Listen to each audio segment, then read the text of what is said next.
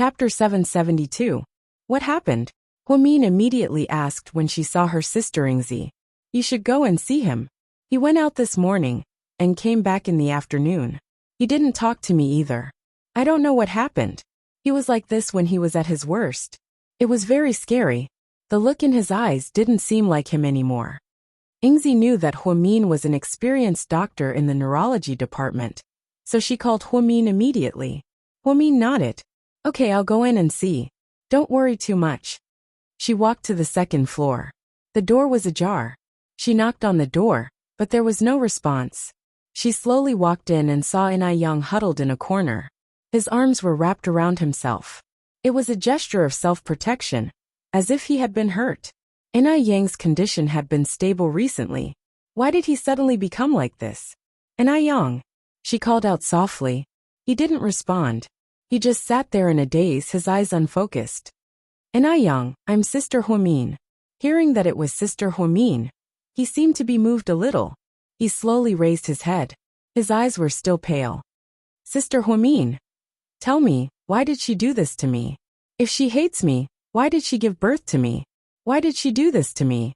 Upon hearing Yang's words, Huamin suddenly understood. You went to see her?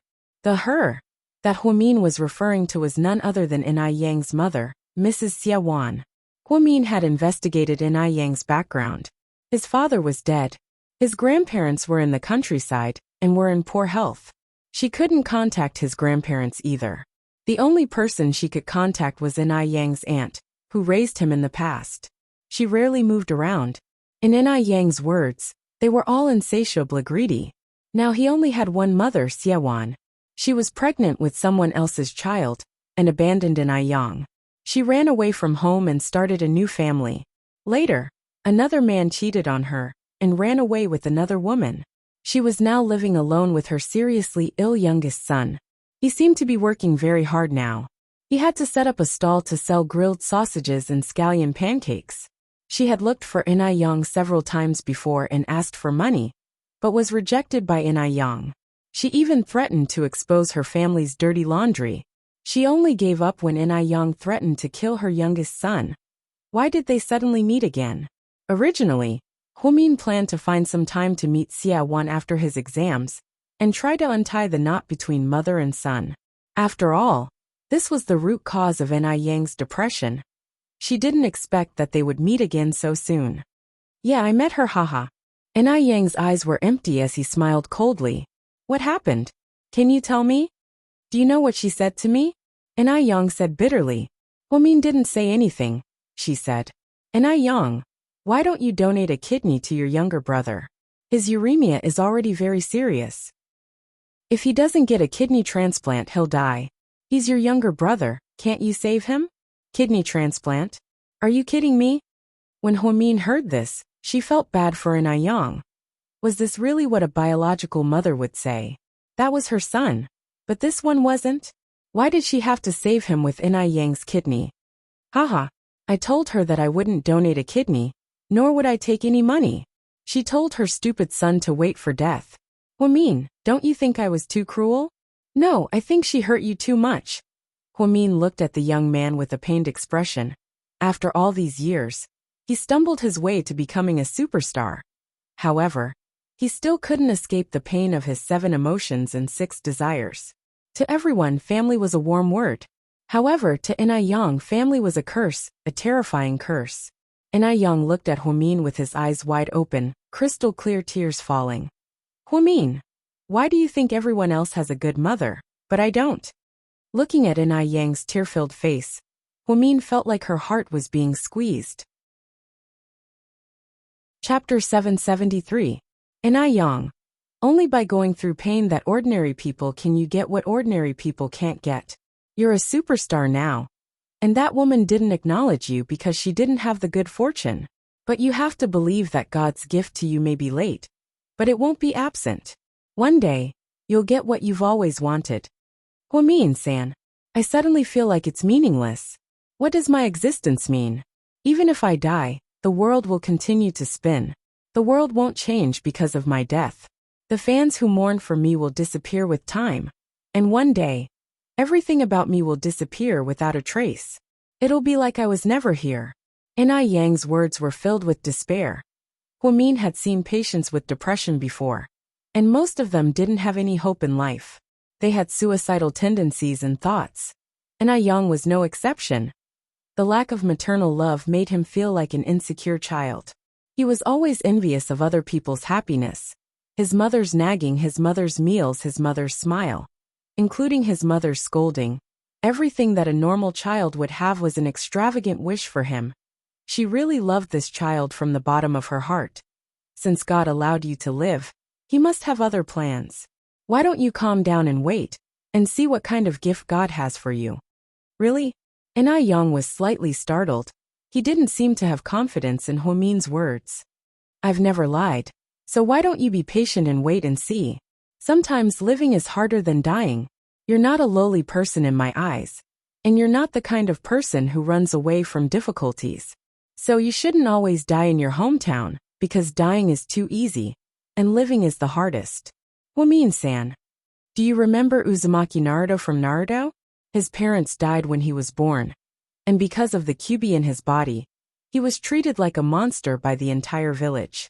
But he never gave up on his beliefs, and even when he was young, his dream was to become Hokage, to protect the village, to prove his value and existence. You are the same. You are now standing on the stage where everyone is looking at you as an idol, not only because of your beautiful appearance, but more importantly, because of your perseverance and indomitable spirit. How inspirational.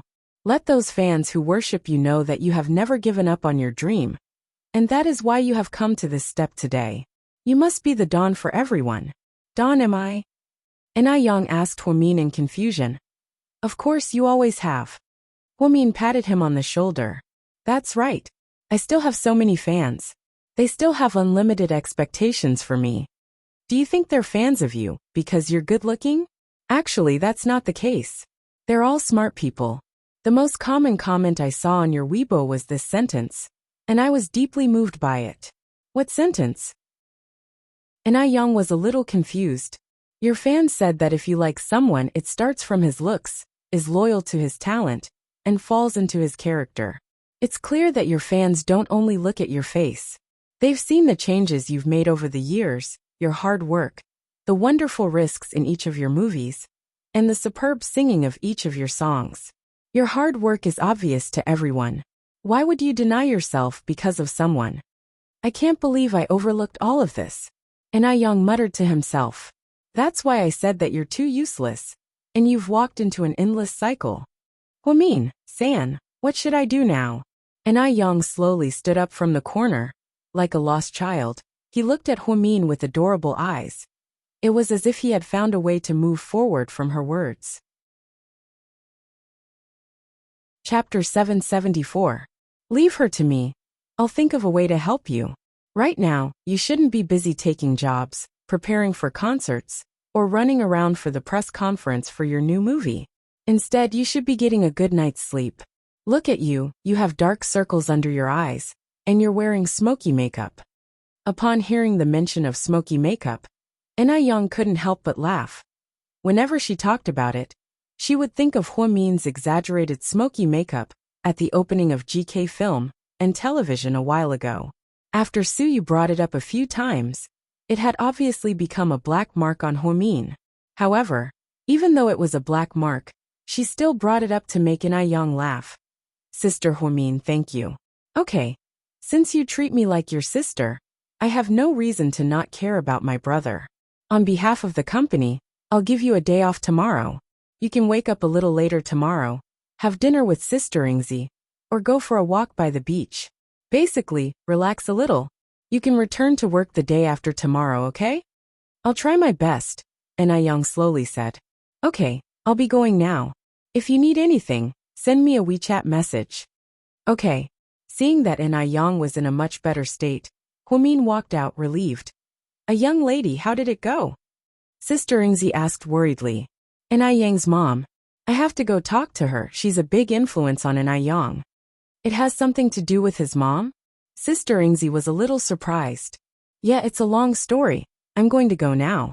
Keep an eye on him, and call me if you need anything. Okay, a young lady, thank you. After interacting with Huamin a few times, Sister Ingzi already admired a young lady. She always had a way to solve urgent problems. After leaving Phoenix Mansion, Huamin didn't go home. Instead, he called Yang. Do you know where the woman who helped me previously set up her stall? Wait a moment, a young lady. Let me check. Oh, it's the street of Madame Jean Plaza on the 3rd Ring Road. Alright, I got it. Huamin then drove straight to the 3rd Ring Road. The 3rd Ring Road was a busy area with many cars and people. More red lights. Finally, they arrived at their destination. Huamin parked the car and walked toward the pedestrian street. The pedestrian street was filled with food trucks, dazzling the eyes. This was a must-visit place for tourists because they could eat all the delicacies of Sea City in one street. Huamin walked for about 10 minutes before he saw a stall selling scallion pancakes and roasted lamb. There was a banner with the words Xiaowan grilled sausages written on it. Are you Madame Xiaowan? Who are you? The woman was very thin and dark, and she looked to be in her 40s. He was wearing blue overalls and a black apron. As he grilled the sausages, he quickly spread out the scallion pancakes. It doesn't matter who I am. What's important is that we talk. I don't know you. Why should I talk to you? The woman was obviously not polite. Huamin didn't say anything. He took out 1,000 yuan from his wallet and put it in her money box. This money should be enough for your expenses for the day. Let's go. After speaking, Huamin didn't wait for her to finish and walked away. As expected, Xiaowan immediately packed up her stall and didn't continue. She pushed her car and followed behind Huamin. Park your car. Let's go in and sit. There was a Starbucks on the pedestrian street, so Huamin walked in. After Xiaowan parked her car, she followed behind Huamin. Waiter, 2 cups of Blue Mountain coffee, please. Who are you? Xiaowan looked at Huamin cautiously. Huamin didn't say anything. He looked at her from head to toe. He couldn't believe that this seemingly ordinary middle-aged woman was the culprit who pushed his son, Enai Yang, into despair multiple times. Chapter 775. I'm here today on behalf of Enai Yang. Ha, you're his manager? That can't be right, isn't it, that old woman? Did he change you? Xiaowan smiled. But it was a smile filled with disdain. You don't need to know who I am. I'm here to talk to you about Enai Yang. Sure. What do you want to talk about? Xiaowan took a sip of her coffee and asked. What do you want for him to be released? 5 million. She held up 5 fingers without hesitation. She was asking for an exorbitant price. Ha, you're asking for a lot. What? Enai Yang is very popular right now. He earns more than 5 million from a single endorsement deal. I don't think that's a lot. Xiaowan seemed to be in the right. Madam Xia, I would like to interrupt your conversation. Let me ask, is he really your biological son? Of course. Xiaowan's eyes flashed. Haha, then I'm confused. If he's your biological son, why are you treating him like this? They say that even a vicious tiger won't eat its cubs. You're a mother. Why would you treat your own son like this? What's wrong with me? I'm just asking him for some money. He's rich now, so it's only right that he's filial to me. I gave birth to him after 10 months of pregnancy. Well said, 10 months of pregnancy. It's hard for a mother to give birth to a child. But what about after you gave birth to him? Did you take care of him? Did you think you only laid an egg and left him to fend for himself? Xiaowan didn't expect Huamin to be so sarcastic. She didn't know how to respond. After you gave birth to him, did you take care of him? Back then, for your own selfishness and to pursue a happy life, you took your youngest son to seek refuge with your new husband, leaving him by his drunkard father's side, beaten black and blue all over. When he didn't have food to eat and was about to faint from hunger, where were you, his mother? When he was beaten to the point of death by his violent father, where was his mother? When his aunt kicked him out of the house, and he had to live on the streets, where were you? When he spent the night curled up in an internet cafe, and was filthy like a beggar, where were you? Xiaowan was suddenly at a loss for words, because she didn't know how to answer. You can't answer? Very well, I'll say it for you. When he was suffering from hunger and cold, you went to a new lover and completely ignored your son, who was suffering somewhere else. So, now you have the nerve to say that you're his mother? Aren't you a man in his 40s? Do you have any shame? Siawansti, what's wrong with me? How am I shameless? No matter what, I gave birth to Enrich. Without me, he wouldn't exist. If I chose to have an abortion back then, would there be an idol today? What a joke. I just want some money. Do you have to insult me like this? Are you crazy? Siawan speaking. She was born of hut of the countrysides. There's a saying that goes, if you don't stay with the sunset, who are you to rise again? You left Enrich during his most difficult days, and now you have no right to enjoy everything he has, even if you're his mother. Plus, what you've done is no longer worthy of a mother. You came here just to scold me. Who do you think you are? I don't want to talk to you. Don't think you can treat me like this just because you gave me 1,000 yuan. I won't take it. Then Siawan got up to leave. I can cure your youngest son's illness. Huomin's casual words made Siawan stop in her tracks. Uremia? Kidney transplant, right? Easy, I have a way. You can save Shui. Siawan looked at Huomin in disbelief. I work at Southside Recuperation Center, and I know President Wu from the first hospital. What do you think? For the first time in her life, Huomian felt proud to be able to reveal her profession. Siawan's expression changed as soon as she heard the words first hospital and President Wu. Don't mess with me, or else I'm going to fight you. I'm not messing with you. A kidney transplant isn't a difficult surgery. As long as you find a suitable kidney, you can do it at any time. But why are you helping me? Siawan wasn't an idiot, so she looked at Huomin cautiously. Chapter 776. Why would I help you for free? I'm not Lei Feng, I have conditions, Huomin said word by word. What conditions? Be a good mother. Be Enrich's mother. Be a responsible mother. Apologize to him, and beg for his forgiveness. Then take good care of him, and make up for all that you've done for him over the years. What? Siawan was dumbfounded. What? Is that hard? Can't you do it? If you can't do it, then we don't need to talk anymore. I don't care if your son lives or dies, just leave it to fate. After speaking, Huomin got up to leave. Siawan immediately blocked her way. Don't go, I promise you. I'll agree to any conditions, as long as you save Shui. Huomin looked at Siawan with a sad expression on her face. They're both your sons, and they both came from your womb. Why are you so cruel to Enrich, and so nice to your youngest son? No wonder Enrich had depression. Anyone who met this woman would go crazy. Why was there such a big difference between their sons? I have my reasons. Siawan's fierce image was replaced by tears. How about this? You go back and think about it, then decide if you want to agree to my conditions. No, I'll give you an answer right now. I promise you. But can you please get Shui admitted to the hospital immediately? I can't afford the dialysis fees anymore. A lot of hospitals won't accept us, and we're at our wits' end. Otherwise, I wouldn't have gone to Enrich, Siawan said as she began to cry. Don't cry yet. No, I'm begging you, please save Shui. He's only 13 years old. His life hasn't even started yet. After speaking, Siawan knelt down in front of Huomin. This was something that Huomin didn't expect. She thought Siawan was an unreasonable woman. In fact, she was, but she was still willing to throw away all her dignity for her youngest son. Get up. You have to save Shui. Siawan hugged Huomin's thigh, seemingly very emotional. I will definitely save him, as long as you fulfill your promise. I'll do it. Even if you have to use my kidney, I'll promise you.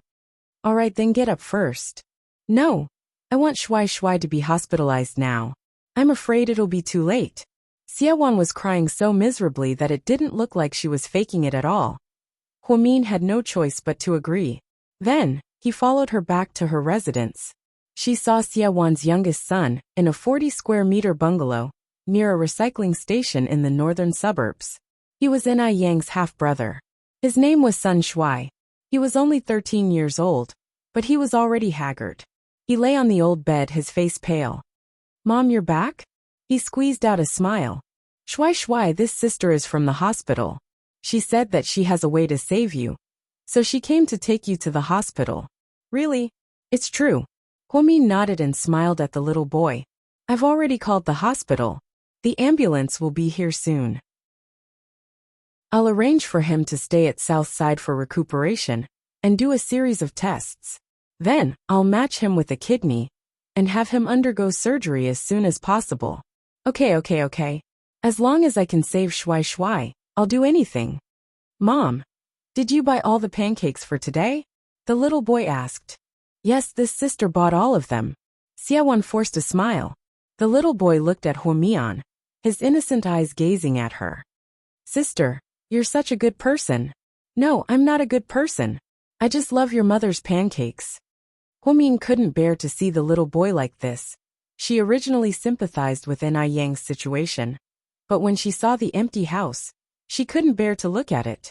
The 40-square-meter bungalow was filled with bottles and cans, and the stench was overwhelming.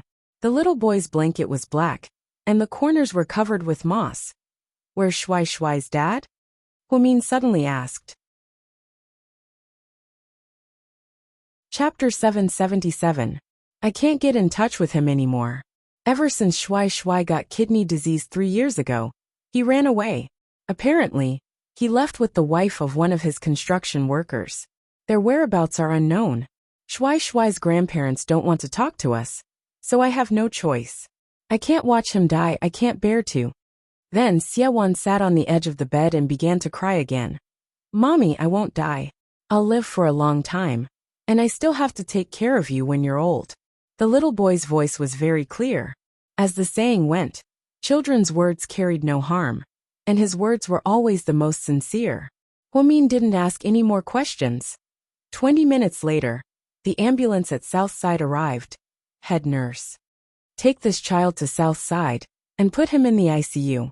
Give him a bath and disinfect, then do a series of tests. Also, get Chief Chi from the internal medicine department to come over and diagnose him. Tell him that I told him to. Yes, head nurse. Then, a few people carried the child into the ambulance. Xiaowan seemed to let out a sigh of relief. You're really going to save him, right? Xiaowan still couldn't believe it. Don't worry. As long as we find the sperm, it won't be a big problem. This disease isn't terminal. There are many cases of recovery. That's good. Xiaowan nodded vigorously. Can you tell me your story now? Huomin felt like Xiaowan was someone with a story. So, he planned to listen to her story and decide his attitude towards her in the future. Originally, he wanted to force Xiaowan to beg for Enai Yang's forgiveness. Even if it meant threatening her, he wanted her to be a good mother. Acting was fine, but he had to pay back his debt from all these years.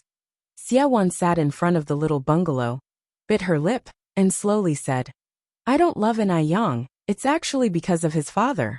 I've always liked Shui's father. Back then, there were always movies in our village, and the whole village went to watch them. I also joined in the fun. One night, when I was walking home late, I was dragged into the sorghum field by Enai Yang's father and raped. Huomin was slightly shocked when he heard this. Ever since I got pregnant, he started hitting me when he was drunk, and I almost had a miscarriage. Maybe Enai Yang was lucky enough to give birth to the baby, but he still didn't change his temper. He didn't work all day, and all he did was drink and hit people when he was drunk. I couldn't take it anymore. I thought there was no hope for that kind of life.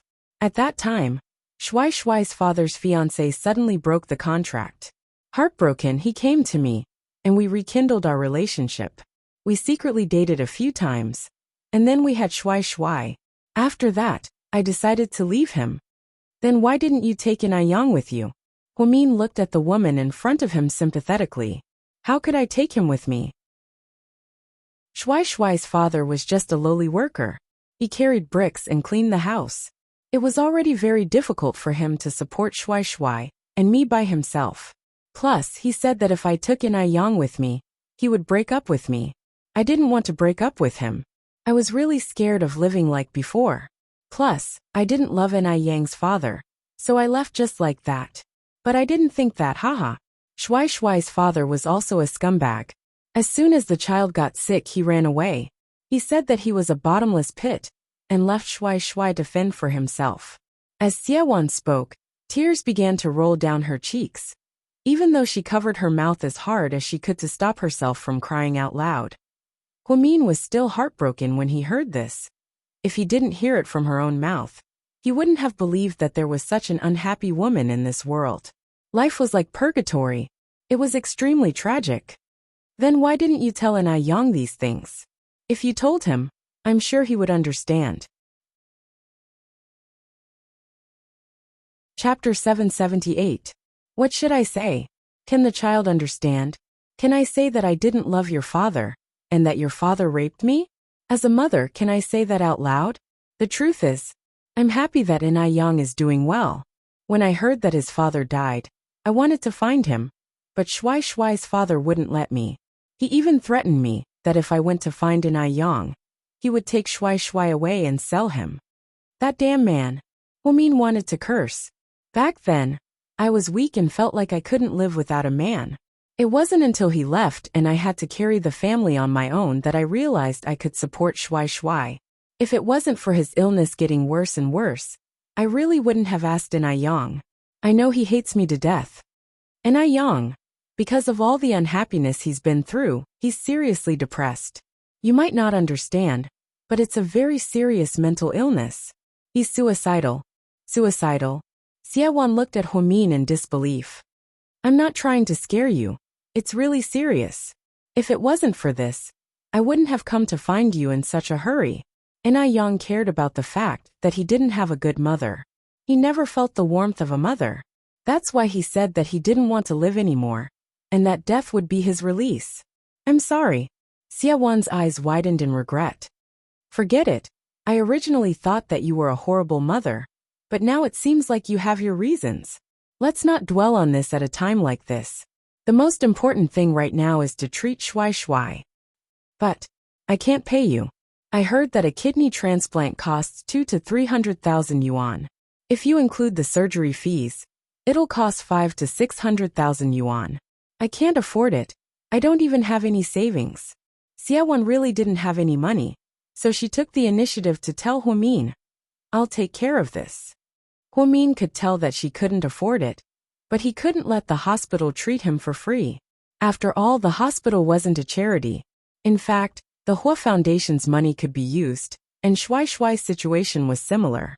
However, there was a process for the approval of the Hua Foundation. Detailed information had to be submitted. If that was the case, there was a possibility that confidential information would be leaked. After all, Shuai Shuai was Yang's half-brother. It would be terrible if he was caught by someone who wanted to create hype. In the end, Huamin decided that she would pay for it herself. Of course, her salary was not enough. She had to pay for it from the card Qin Chu gave her every month. That card was probably worth tens of millions. Mr. Qin had always been generous to her. She usually used the supplementary card that Qin Chu gave her to spend money, so she basically didn't touch the money. You don't have to live here. Take a few sets of clean clothes, and come with me to the hospital. Just stay in the hospital, and take care of Shuai Shuai. Can I really do it? Xiewan was flattered. Don't forget our promise. You have to remember to make it up to Yang. No matter how much you hate his father, you can't vent your anger on him. He's your son, the child you carried for 10 months. Huamin enunciated each and every word. I know. Xiewan nodded. Huamin was busy the whole day. When she arrived at Imperial Park, it was already past 8 p.m. Qin Chu was sitting on the sofa, looking at data on his laptop and sorting through documents. Honey, I'm home. Honey, why are you so late today? Don't mention it. Today was the most tiring day I've ever had. Huamin shook her head and stretched her neck. She felt exhausted from head to toe. What happened? Qin Chu looked at her in surprise. Yang's depression relapsed, so I went to his mansion. Is it serious? Qin Chu knew that Yang always treated Huamin like an older sister, so he was quite worried. It's pretty serious. I'm going to take a shower first. I'll tell you about it later. Huamin had only taken a few steps when she suddenly remembered something. Song Yisher went to South Side to see me today. Qin Chu was slightly surprised when he heard this. Chapter 779. Why did she go see you? Who knows? She said she wanted to see what Qin Chu's wife was like. Haha, she sure is curious. Qin Chu didn't react much. Qin Chu only remembered Song Yisha from before she was 8 years old, so he didn't remember her at all. All these years, she would occasionally hear Mayor's Song or her mother mention this person. Qin Chu truly had no feelings for Song Yisha. However, after she came back to China, she really knew how to make her presence known. Yesterday, she had lunch with him, and today, she went to see Huamin. She even had lunch with me at Southside, but she didn't say much. She's really pretty. She's so elegant, like a socialite. Unfortunately, I just don't like her. Because you see her as a love rival, right? Isn't she? Huamin asked back. Of course not. There's nothing going on between us. Plus, we haven't seen each other in 18 years. If you're jealous of her, then you're really boring. Qin Chu smiled and continued to type and organize his documents. Fine, you're right. Why should I be worried? Huamin's mind was preoccupied with Yang's family, so she completely forgot about Song Yisha. After she showered, she came out. Qin Chu had already made a sandwich and a cup of warm milk. Thank you, honey, you really love me the most. Huamin hugged Qin Chu and rubbed her chin against his. Then, she wolfed down the food. She didn't care about her ladylike image at all, probably because she was too hungry. Slow down, your stomach will hurt. Qin Chu watched his wife eat, and was both annoyed and amused. I'm hungry. Huamin felt wronged. 10 minutes later, she finished a sandwich and a cup of warm milk. Huamin sat on the sofa and told Qin Chu about Yang's family. Qin Chu just listened quietly. All right, that's all. That's really complicated. No wonder Yang has depression. Qin Chu sighed slightly. Yeah, I can write a book about it. Let's call it Les Miserables. Oh my god, it's so sad. You don't know how many times I wanted to cry today. Shui Shui is only 13 years old. He's so pitiful, lying there like he's waiting for his life to pass away. Huamin's heart ached at the thought of that poor child. We'll pay for the surgery. Also, you can arrange for the doctor to do the surgery as soon as possible. Uremia can't be delayed for too long. As a professional doctor, Qin Chu knew all too well about these common conditions. I know. I'll arrange it immediately when I go to work tomorrow. Yes, my wife has worked hard. Come, lie down and give me a massage. Okay. Huamin's face was filled with excitement as she lay on Qin Chu's lap. She allowed Qin Chu to massage her head with his big hands. Massages were supposed to be nice and comfortable. However, why did his hands start to slide down? Honey, you can massage my head, but you don't have to massage my dick, Huamin said shyly. You have to. The thoracic surgeon said that if you massage this area often, it'll have a magical effect, Qin Chu said in all seriousness. What magical effect? Huamin really believed him. A turns into B, C turns into D. Huamin was speechless. She stood up and realized that she had been played. Come here, Mr. Qin. I promise I won't beat you to death. The Qin clan couple laughed and joked around at home. Inside Suyu's private mansion, Tang Chuan said in a playful manner, I have good news and bad news. Which one do you want to hear? The good news. The good news is you have an ally. Ally.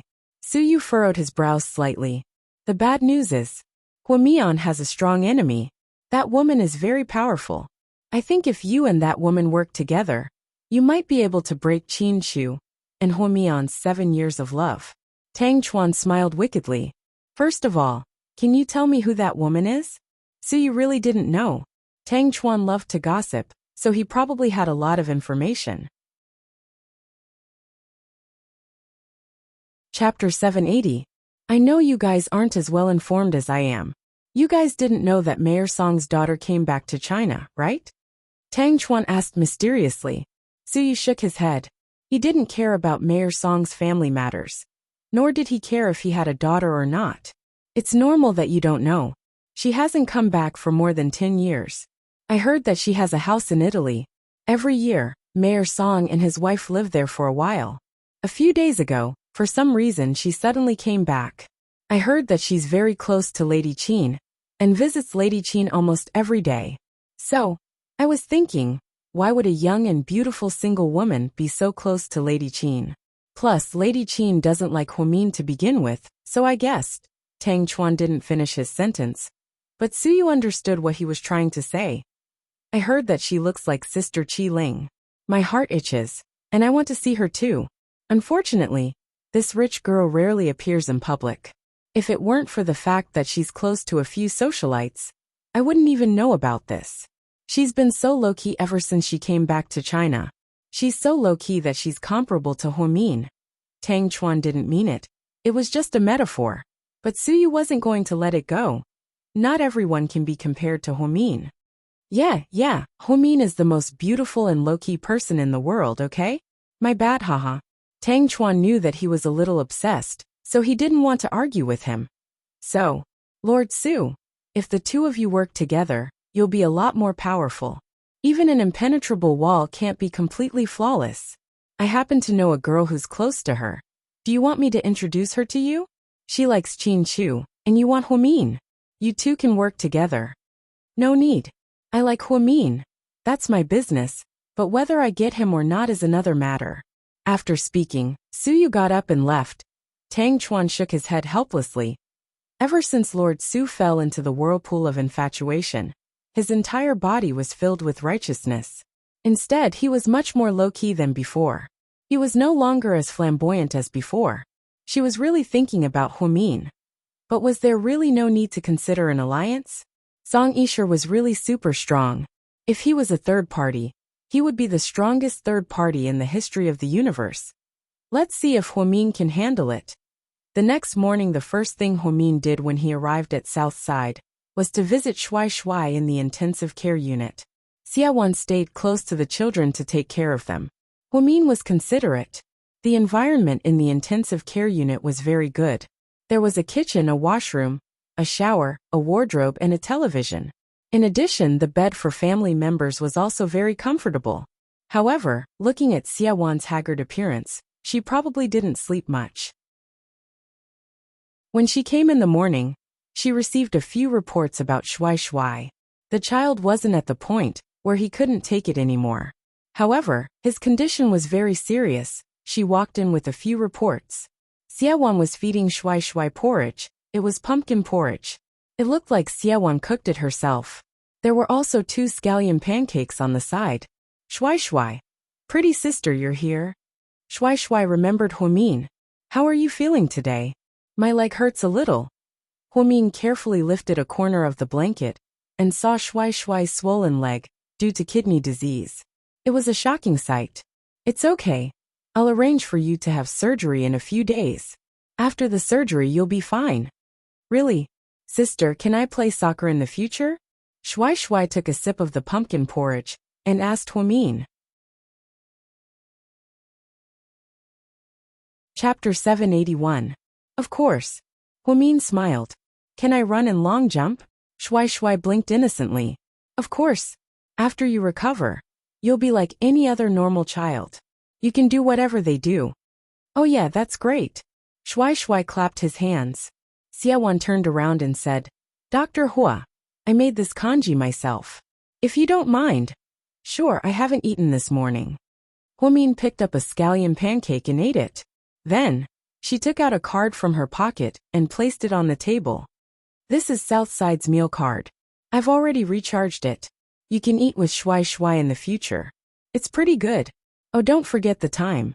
It's 6 a.m. to 8 a.m., 11 a.m. to 1 p.m., and 6 p.m. to 8 p.m.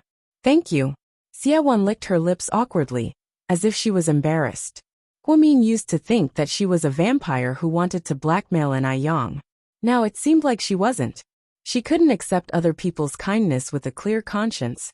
She was just like any other ordinary person. Also, you can't take care of Shui all by yourself. Shui is preparing for surgery, so I'll send a nurse on the night shift to accompany you. Basically, you'll be fine. Make sure you get enough sleep. Otherwise, you'll collapse before the child recovers. I know. I'll listen to you, Dr. Hua. Xiaowan seemed to rely on and trust Huomin a lot. I'm not a doctor yet. I'm just the head nurse of the orthopedics department. Huomin corrected her. But I heard a lot of people call you Dr. Hua. They call me that because... Okay, Huomin didn't know how to explain it. Huomin touched his nose helplessly. It was her cute colleagues who wanted her to pass the exam as soon as possible, okay? That was why they called her earlier. After walking out of the ward, Huamin went to the internal medicine department to look for Chief Qi. Chief Qi explained Shui Shui's condition to Huamin. Fortunately, the child's life was not in danger at the moment, but he could not hold on forever. A kidney transplant was the root cause. Director Qi, is it easy to find? Do we have a match in our storage? We don't have it in our warehouse for the time being, but we can apply to President Wu. He is the executive director of the Chinese Medical Council and has the right to mobilize the reserves of other hospitals. I don't think it's a problem. The child also needs surgery as soon as possible. Okay, then I'll talk to President Wu. After that, Huamin returned to his office and personally called President Wu. President Wu agreed without hesitation. Shui Shui's matter had undoubtedly increased Huamin's workload, but she had no complaints. This was because this was Inai Yang's family. Moreover, once Shui Shui recovered, Xiaowan would not be so stressed. She could also make up for Inai Yang's past. Hopefully, Xiaowan's repentance would eventually earn Inai Yang's forgiveness and untie the knot in his heart. It was another busy day. After Huamin got off work, he took off his white coat and changed into his long black suit. He walked out of the office handsomely. Just as he was about to open the car door, he heard a honk from not far away. He looked over and saw that it was Jiang Xiaowei's Lexus parked in front of the hospital. Huamin, let's go eat. Jiang Xiaowei was wearing a coffee-colored knitted dress and a white jacket. She looked very beautiful. Sis, can you not be so sudden every time you look for me? At least call in advance. Huamin smiled. Chapter 782. It was a spur-of-the-moment idea. I just finished a meeting at the station and was bored to death. I suddenly wanted to eat barbecue. You didn't eat barbecue during the summer, and it's late autumn now. You want to eat barbecue? Huamin was sweating profusely. Yeah, who cares about seasons? You're so funny, come on up. Okay, I won't drive then. Huamin would sometimes park at the hospital and take Qin Chu's car home. Jiang Xiaowei came to pick her up personally, so of course she had to go. Plus, barbecue was her favorite. How are you and Wei Liao? Huamin had been busy lately, so she didn't have time to talk to Jiang Xiaowei about Wei Liao. Other than his parents and sister, who are a bit difficult to deal with, everything else is fine. Wei Liao has a sister. Huamin was surprised. Not only does he have a sister, but he also has an older brother. If he had 6 siblings, I would think that I was engaged to the Calabash brothers. Jiang Xiaowei said it in all seriousness. Huamin laughed like a flower. I love your serious humor, haha, I'm dying of laughter. I'm serious, I'm not kidding. Jiang Xiaowei said as she glanced at Huamin. Oh right, I'll send my husband a WeChat message, haha, tell him we're going to eat. Does he care where you eat? Jiang Xiaowei asked in confusion. No, he doesn't care. It's just that he comes to pick me up after work every day, so I'm afraid he'll miss me. He's China's best husband, Jiang Xiaowei praised. As Huamin's best friends, Jiang Xiaowei and Zhu Lingling were Qin Chu's fans. They especially admired Qin Chu's love for Huamin. That kind of persistence was rare in the world. Suyu was common, but Qin Chu was not. This was Jiang Xiaowei's conclusion. From Jiang Xiaowei's point of view, Suyu's interest in Huamin was a playboy. Perhaps it was because he couldn't get what he wanted, so he had a desire to conquer her. Qin Chu, on the other hand, had suffered for many years. In the end, he stayed by Huamin's side to protect him. No matter what difficulties he went through, he would always place Huamin at the center. Time was the best weapon to test a person's heart. And to prove that Suyu was sincere to Huamin, time would prove it. After that, Jiang Xiaowei parked the car in front of a small barbecue restaurant. You've been here before? Is it good? Huamin thought that since Jiang Xiaowei went through so much trouble to bring her here, it must be a specialty restaurant like the Little Idiot Pig Trotters. Who knew that this big sister would casually reply, I don't know, I've never been here before. I just randomly picked one. A randomly picked one, that's fine, I'm impressed. Sometimes, Huamin thought he was weird enough. However, after meeting Jiang Xiaowei, he suddenly felt like he had become normal. This was because someone even weirder than him had appeared. Just as Jiang Xiaowei sat down, Wei Liao called, We're having barbecue. Yeah, West 4th Loop Wayshan Road. There's a place called Fatty's Barbecue. Okay, come over.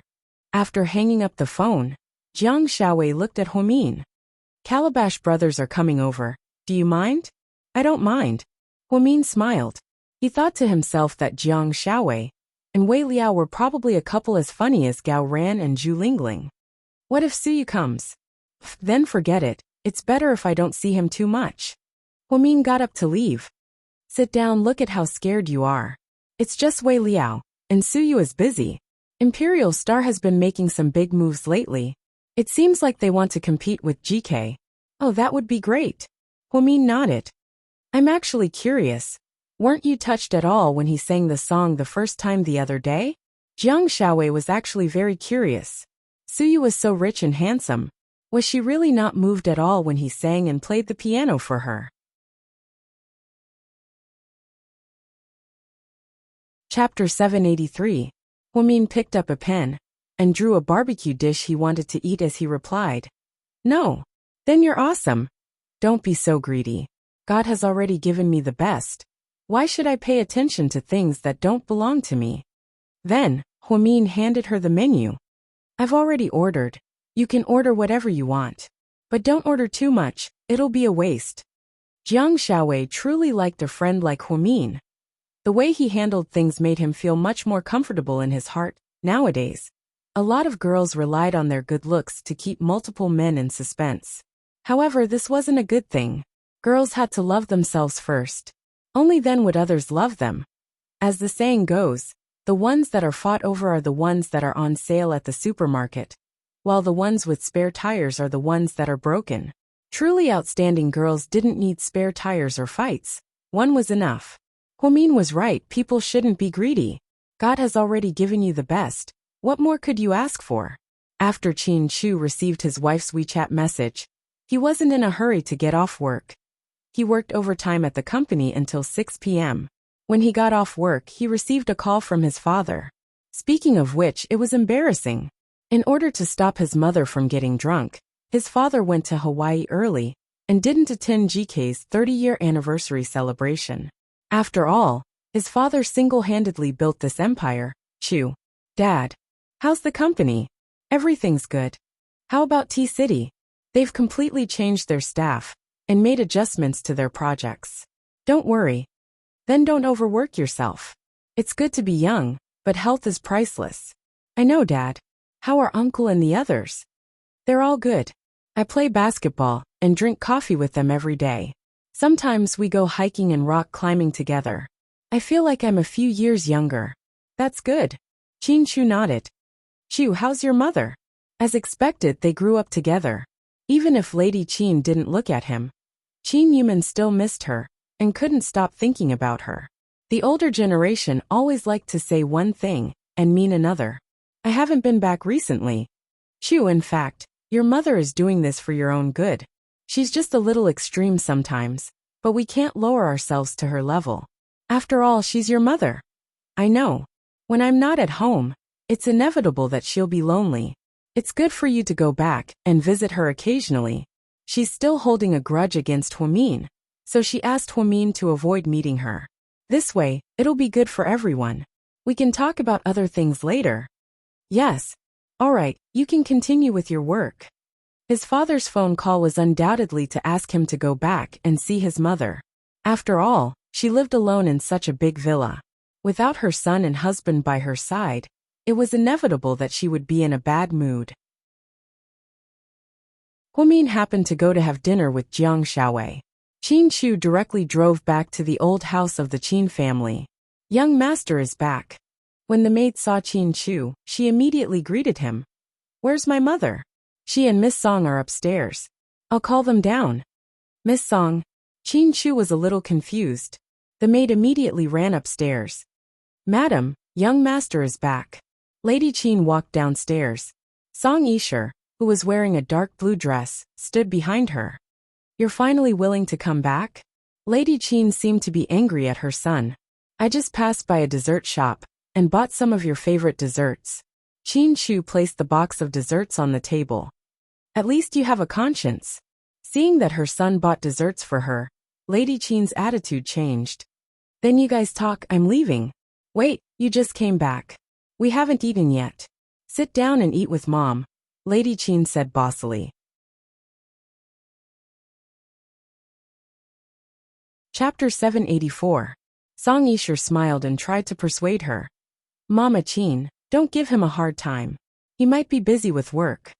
What work is there to be busy with? He's just in a hurry to go home with. Before Lady Qin could finish her sentence, Song Yisher stopped her. However, Song Yisher stopped her and immediately said, If you're not in a hurry, why don't you sit down and have dinner with us? I made butter croissants for Mrs. Qin. They're delicious. Do you want to try them? Song Yisher's sincere invitation made Qin Chu feel a little embarrassed. He wanted to refuse, but his mother forced the maid to say, Why are you still standing there? Why aren't you eating? Can't you see that young master is hungry? Yes, madam. Just like that, Qin Chu was left at home.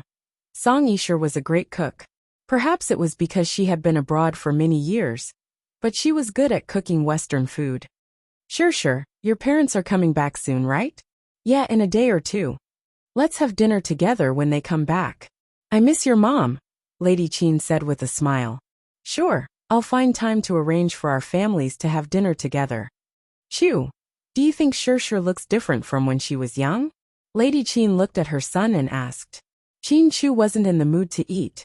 He looked down, and occasionally chatted with Huamin on WeChat. When he heard his mother's question, he looked up. Yeah. What do you mean, yeah? Let me ask you, does Shir look different from when she was young? She's changed a lot. After all, 18 years have passed, Qin Chu said faintly. Like I said, this girl is beautiful. Compared to those women out there who have undergone plastic surgery, Shir is simply a natural beauty. I really don't know what's so good about those pointy chins and European-style eyes. They're so scary. Our Shir looks more comfortable. Lady Qin really liked Song Yisher and couldn't stop praising her. Qin Chu didn't respond after dinner. Qin Chu was about to get up and leave when his mother said, Since you're driving, why don't you take Shir home? You're not staying here? Qin Chu was surprised that she would stay with his mother. No, I'm staying at my uncle's for the next few days. Song Yisher smiled. Before Qin Chu could respond, Song Yisher continued. I could have driven myself, but ever since I came back from abroad, I don't like driving in the right direction. I keep making mistakes, so my uncle suggested that I practice driving at a driving school before I go on the road. Otherwise, it'll be very dangerous. All right, let's go then. Qin Chu nodded his head. Then Shir to get into the Maybach. I see, you didn't eat dinner? Is the food? No, I'm just not that hungry, Qin Chu replied. Why isn't Huamin here? She went out to eat with her friends. Oh, I actually already met Huamin at Southside. I heard her talk about it. I'm sorry, you won't blame me, right? I'm just curious, what kind of girl do you like? I won't. Qin Chu was the type of person who would answer whatever question he asked. But you have good taste, she's a smart girl. She's also very direct, I really like her. Thank you, Qin Chu replied simply. Time flies. It's been 18 years already. Do you still remember when I was at your house? I was a crybaby. Every time I cried, you would stay far away from me. Because you're a germaphobe. You were afraid that my snot would get on you. Mr. and Mrs. Qin both died of laughter. Thinking back, I was really embarrassed at that time. I've almost forgotten everything from when I was young. Qin Chu had a high IQ, so he didn't have time to reminisce with Song Yisher. Upon hearing what he said, Song Yisher looked slightly disappointed. You haven't changed much, you still look the same as when you were young. Sometimes when I see your face, I feel like I've traveled back in time to 18 years ago. Song Yisher smiled. Before Qin Chu could respond, she continued. Actually, when you were in the States, I visited you once a year. Qin Chu was slightly surprised. He tilted his head and looked at Song Yisher. How come I've never seen you before? Chapter 785. That's because you're out in the open, and I'm in the dark. I'm actually quite introverted, and I don't know how to express myself. When I visit you, I spend most of my time looking at you from afar. I watch you walk down the tree-lined streets of your school, I watch you eat burgers in the cafeteria. I watch you play basketball by yourself. And I watch you in a daze. The truth was, Song Yisher felt bad for Qin Chu. The reason why she didn't show up was simple. Qin Chu went abroad to treat his wounds after a breakup. She wasn't sure if he would like her, so all she could do was watch quietly. She wanted to create an opportunity for them to reunite after they returned to China. However, to her surprise, Qin Chu didn't say a word when he returned to China. Even her father didn't know about it. No one knew about their marriage either, and they just quietly got their marriage certificate. This incident deviated from all of her plans. Now that she thought about it, her 7 years of non-stop visits to him were just a story. Qin Chu didn't know how to respond, because he didn't know why Song Yisher suddenly said all of this. Haha, I'm a very stubborn person, right? My parents said the same thing about me, that I didn't know how to express myself when I was young, even to my close friends. I thought you were the cutest little friend of mine when I was young, so I wanted to reunite with you one day. And now, we finally meet again. Nothing else matters, and I'm very thankful. I'm thankful that we've been through the baptism of time, and that we can still meet as little friends. This is pretty good. Song Yisher's words were too vague. Qin Chu was a little confused. He didn't know what she was trying to say. Memories, companionship, and time together. Seeing that Qin Chu was silent, Song Yisher pointed out the window and said, "That amusement park used to be my favorite. I loved the merry-go-round, but I was too timid to ride it. You were the one who pushed me up there and scared me half to death. I still remember that feeling even now. The things I did when I was young were bold and ridiculous. Now that I've grown up, I've become a coward," Song Yisher said with a self-deprecating smile. Before Qin Chu could respond, she suddenly asked, "If Huomin didn't appear all these years, would you?" Before she could finish her sentence, Qin Chu's phone rang. "Honey," he said gently. Song Yisher was so sad that she wanted to cry. "I have to take Yisher home first, I'll pick you up." Qin Chu didn't even try to hide the fact that Song Yisher was sitting in his car. Perhaps this was the best way to distance himself from her. "What did you just ask me?" After he hung up on Huomian's to answer, he turned to look to Song Yisher. "Yes, the best time of my life was spent with her." Qin Chu didn't hide anything. After he took Song Yisher home, Qin Chu drove to a barbecue restaurant. Huomin and the others hadn't finished eating yet. Jiang Xiaowei and Wei Liao were sitting with them. "Honey, come here, the barbecue here is amazing. I ordered the classic grilled squid for you." Huomin intimately hugged Qin Chu's hand and sat down. Qin Chu was slightly surprised to see Wei Liao here. Then he glanced at the cutlery on the table. There were only 3. It seemed like Suyu wasn't here. "President Qin, did you spend a lot of money raising her? She eats so much, she eats even more than me." Jiang Xiaowei looked at Huomin amused. She already had a lot of used metal skewers next to her. "It does cost a lot of money." Qin Chu chuckled. "I'm worth it, okay? The fact that you're spending money now means that you're investing. I have potential. Okay, Dr. Hua. I look forward to seeing you become Hua Tua. Your name will be passed down through the ages," Jiang Xiaowei said jokingly. After eating for a while, the 4 of them left. After Huomin got into the car, he impatiently asked, "Mr. Qin, please listen to the question." "Please give me the question," Qin Chu cooperated. "It's already dark, but why is the goddess who looks like Sister Qi Ling in my husband's car?" Qin Chu, the 3-second countdown starts now.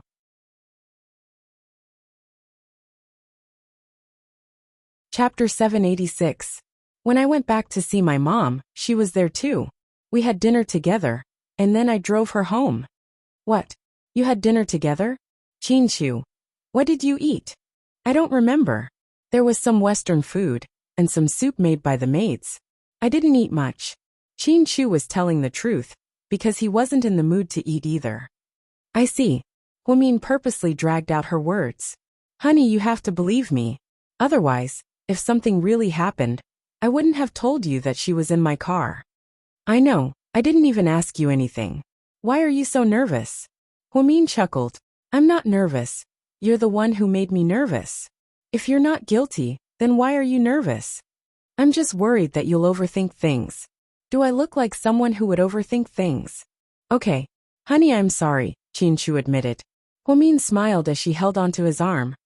Honey, I have exams the day after tomorrow. I'm really nervous, what should I do? Exams the day after tomorrow? So soon? Yeah, I don't know if President Wu set me up. I told him that I needed to prepare. But he actually pushed it to the day after tomorrow. Damn it, he's crazy. For the first time, Huamin felt so unconfident in himself. Even if he had to realize his dream of many years, the more he thought about it, the more nervous he became. It's okay, I believe you can do it. But I don't believe in myself. You don't even know how crazy neurology is. Oh right, Xiaowei said that she would email me the information. I don't know if it's reliable. The two drove all the way back to their home at Imperial Park. Before Huamin went upstairs, she received a call from Jixin. Sis, did she look for you? No, why? She still hasn't contacted me in the past few days. I don't know what's going on. Logically speaking, she should be fine after a few days of silence. Jing Jixin was very worried. Maybe she hasn't been in a good mood lately and hasn't adjusted. Don't worry. Sis, I'm telling the truth, don't laugh at me. Go ahead. Huamin sat down on the sofa while talking to Jixin on the phone. Ever since she gave me the cold shoulder, I haven't been in the mood to study. All my thoughts are on her. I don't understand why she suddenly became like that. I don't have the appetite to eat, and I can't sleep. I know you're going to scold me for being useless, but that's just how I am. I won't call you a good for nothing. Liking someone is just like that. You're still young, so it's normal for you to feel heartbroken. But right now, I'm not sure what the conflict between you two is, so I can't intervene. Why don't you wait a little longer? Sis, does she not want to be with me anymore? Even if we break up, I can accept it as long as she says it herself. I can't accept it when she doesn't say anything and keeps her distance from me. I understand. Jixin, just wait a few more days. If there's still no news, I'll ask her myself. I'll give you an answer then, okay? Don't think about anything else for the next few days. Help Mom clean up the old house. I'll start moving after exams. Okay. I got it, sis. Okay, go ahead. After hanging up the phone, Huamin sighed slightly. So many things happened every day. But the young couple, Jixin and Yu, still caused him a lot of trouble. The next morning, Huamin took a day off. After Qin went to work, she began to clean up the house by herself. After she finished, she received a call from Zhu Lingling. So the two of them went shopping together. Huamin didn't expect to run into Song Yisher at a coffee shop. She was drinking coffee with a few other girls. When she saw Huamin, she smiled slightly and politely. Hey, did you guys know? I heard that a young lady from GK is the illegitimate daughter of the Hua family. Her mother is a mistress. One of the girls beside Song Yisher said, her voice loud enough for Huamin to hear. Who said that? Don't talk nonsense. I'm not talking nonsense. Hua Yingyan told me herself. Why would she lie about her family? Then the girls laughed mockingly. Song Yisher didn't say anything. Huamin calmly continued to drink his coffee. Zhu Lingling, on the other hand, couldn't sit still anymore. She stood up and walked towards the girls.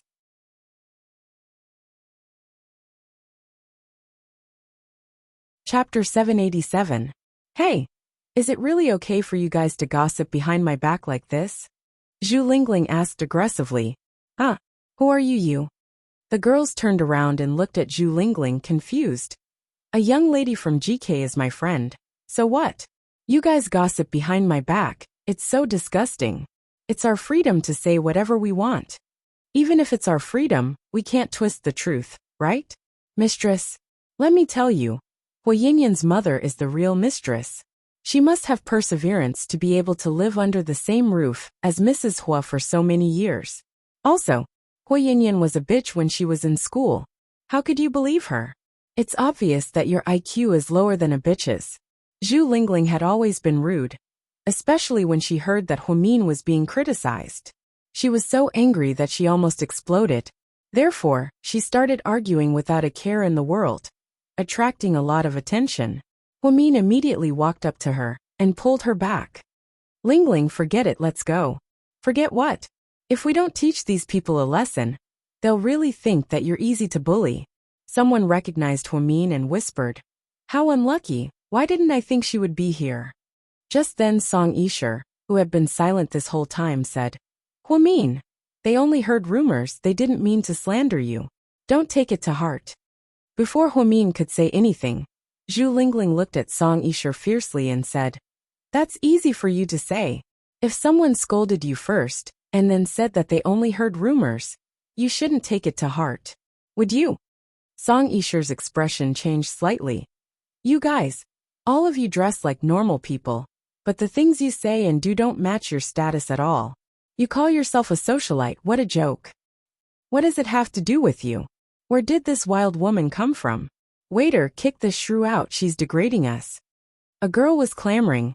The waiter walked over and said, "Excuse me, Mississippi. Please leave. Noise is prohibited here. We are guests. Why should we leave? They are insulting others here. And you don't care?" Zhu Lingling was angry. "I'm a gold card member here. Are you guys? Our members have this privilege." One of the girls smiled proudly. "Please, the two of you. Don't delay our business." The waiter knew the girls because they were regulars here. However, she didn't know Huamin or Zhu Lingling. Thus, it was obvious that he was looking down on Zhang Xian. At first, Huamin didn't think much of it, and wanted to drag Lingling away. After all, it was better to avoid unnecessary trouble. However, the waiter's obvious attitude made Huamin very angry. She picked up the phone and called Xiaoyang. "Send the company's finance department over to estimate the value." "A young lady, what do you want?" "I want to buy a coffee shop." 10 minutes after Huamin's phone call, GK arrived with 7 black Mercedes-Benz 600s. Bodyguards, a finance department, and an assistant came over. It was a massive operation. The girls were dumbfounded. They didn't expect Huamin's side to be so efficient. Were they going to start a fight? Of course not. They were going to show off their wealth. "A young lady," Xiaoyang said respectfully, "I don't care what method you use, what price you have to pay, or how much money you have to spend. I want to buy this coffee shop, and I want it fast." Huamin gave Xiaoyang the ultimate mission.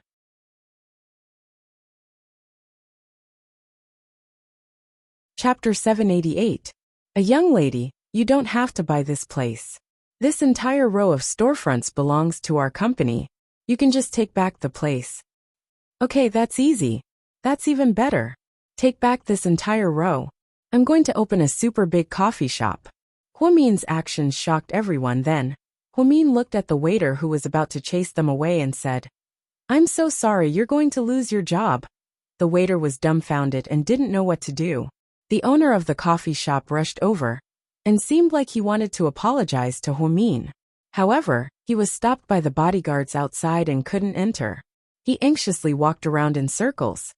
"I've bought all the coffee shops here, so your gold and silver cards are all invalid. In other words, you're all on my blacklist and won't be able to enter again." So what if you have money?" One of the girls was so angry that her face turned red. "Weren't you the one who told me this? Weren't you the one who showed off your gold card?" Huamin looked at her amused. "Who told you to show off? Let me tell you, don't compare your wealth with Huamin. I can't be bothered to compare myself with you. I'll beat you to a pulp anytime. Huamin, you don't have to make such a big deal out of it. Just let it go for my sake," Song Yisher said awkwardly. "What were you doing earlier? You're the peacemaker now. Where were you when they said that Huamin was a mistress? This woman is really something," Zhu Lingling said angrily. "Miss Song, I'm sorry, I didn't mean to target you. I hate it when people talk to me. I'm not Lei Feng. There's no need to care about other people. I'll say it again, if they let me be, I'll let it go. If they don't let me be, then I won't let either of us be." Huamin had never flaunted his wealth before. Now that he had bought back a row of storefronts in San Juan, it was quite shocking. He was so domineering. "A young lady, it's done. From now on, this coffee shop belongs to you. We'll transfer the ownership right away." Yang and the coffee shop owner signed a contract in the shortest time possible. "Very good. The first thing I need to do is ask that table of customers to leave." The bodyguards all walked over to them, scared out of their wits. The girls left the cafe together with Song Yisher. "Huamin, I'm sorry for what I did today." Song Yisher didn't forget to say this before she left. Huamian thought it was a little hypocritical to say something like this at a time like this. Hua. S's, who's T2? T, she speaks coquettishly, but she looks alright. She's Qin Chu's childhood friend. Your love rival. Zhu Lingling was shocked. Love they Huamian. Teet tst. Teet teet her to meet her. What's wrong? Is she very powerful? No, she comes from a powerful family. For example, who's her dad? Zhu Lingling became more and more curious. Her dad is Song Jingwo, the mayor's daughter. Zhu Lingling spat out blood twice in 3 minutes. She was shocked.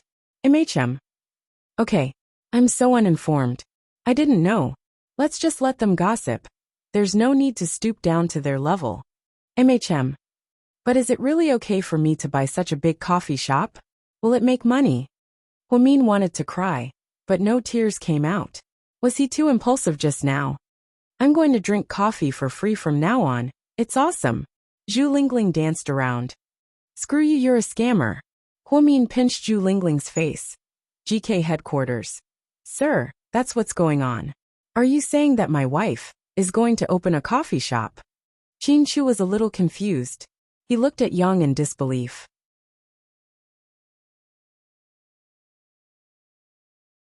Chapter 789. I think so. A young lady seems to be very passionate about it. She took back all the apartments in that row. Yang calculated in his mind.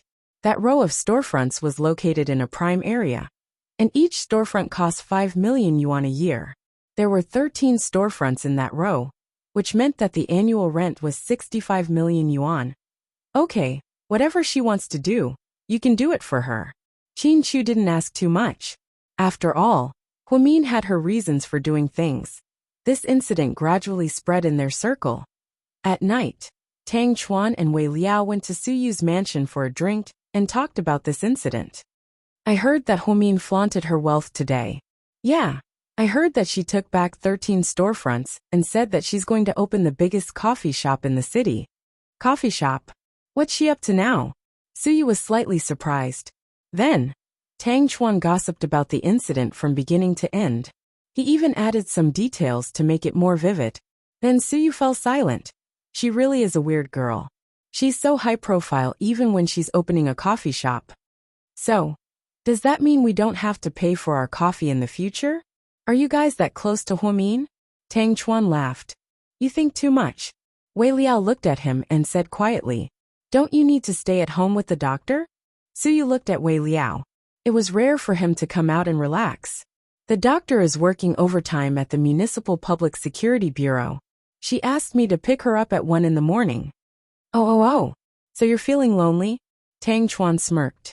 Go away. What do you mean by lonely? I'm just drinking and chatting with you guys. Isn't that great? Su Yu leaned against the recliner with a bottle of beer in his hand and looked up at the starry night sky. He didn't seem as happy as he used to be. Lord Su, are you going to Rio? The Olympic Games are about to start, and countries all over the world are going to Brazil. Let's go and have some fun, shall we? I heard that the girls over there have big breasts and are very passionate. Tang Chuan was full of interest. I'm not going. You guys go ahead. I'm not going either. You go. Wei Liao immediately added. Fuck. Can I still play with you guys happily in the future? Lord Su, do you have any plans for the second half of the year? Aren't you going abroad to relax? No, I'll focus on the company in the second half of the year. I can't let GK ride on my head. Su Yu said after taking a sip of wine. Good job. The three of them chatted until late at night. When Qin Chu got home from work, to his surprise, Huamin was not home yet. Strange, wasn't his wife on leave today? Why isn't he back yet? He picked up his phone and dialed the number. The number you have dialed is busy. Please try again later. The line was actually busy. Just then Song Yisher's call came in. Qin Chu. What's up? The truth was, Qin Chu didn't want to interact too much with Song Yisher, as it made him uncomfortable. Song Yisher was a smart woman, but she always tried to bring Qin Chu back to his childhood memories. Qin Chu didn't like being led by the nose, so he subconsciously avoided Song Yisher. I did something wrong today and made Huomin unhappy. Qin Shu heard Zhu Lingling talk about what happened in their WeChat group. The truth was, it had nothing to do with Song Yisher. She didn't say a single word about Huomin from beginning to end. Plus, she wasn't Huomin's friend, so it was normal that she didn't defend him. Huomin didn't blame her either. But what was the meaning of her sudden apology? Why was she apologizing? You can't be blamed for what happened, those people started it. But I think Huomin misunderstood me. She's very angry. And she even bought a coffee shop, Song Yisher said. My wife is always like that. She's very imaginative, it's fine. How about this, I'll treat you and Huomin to dinner. It'll be my apology.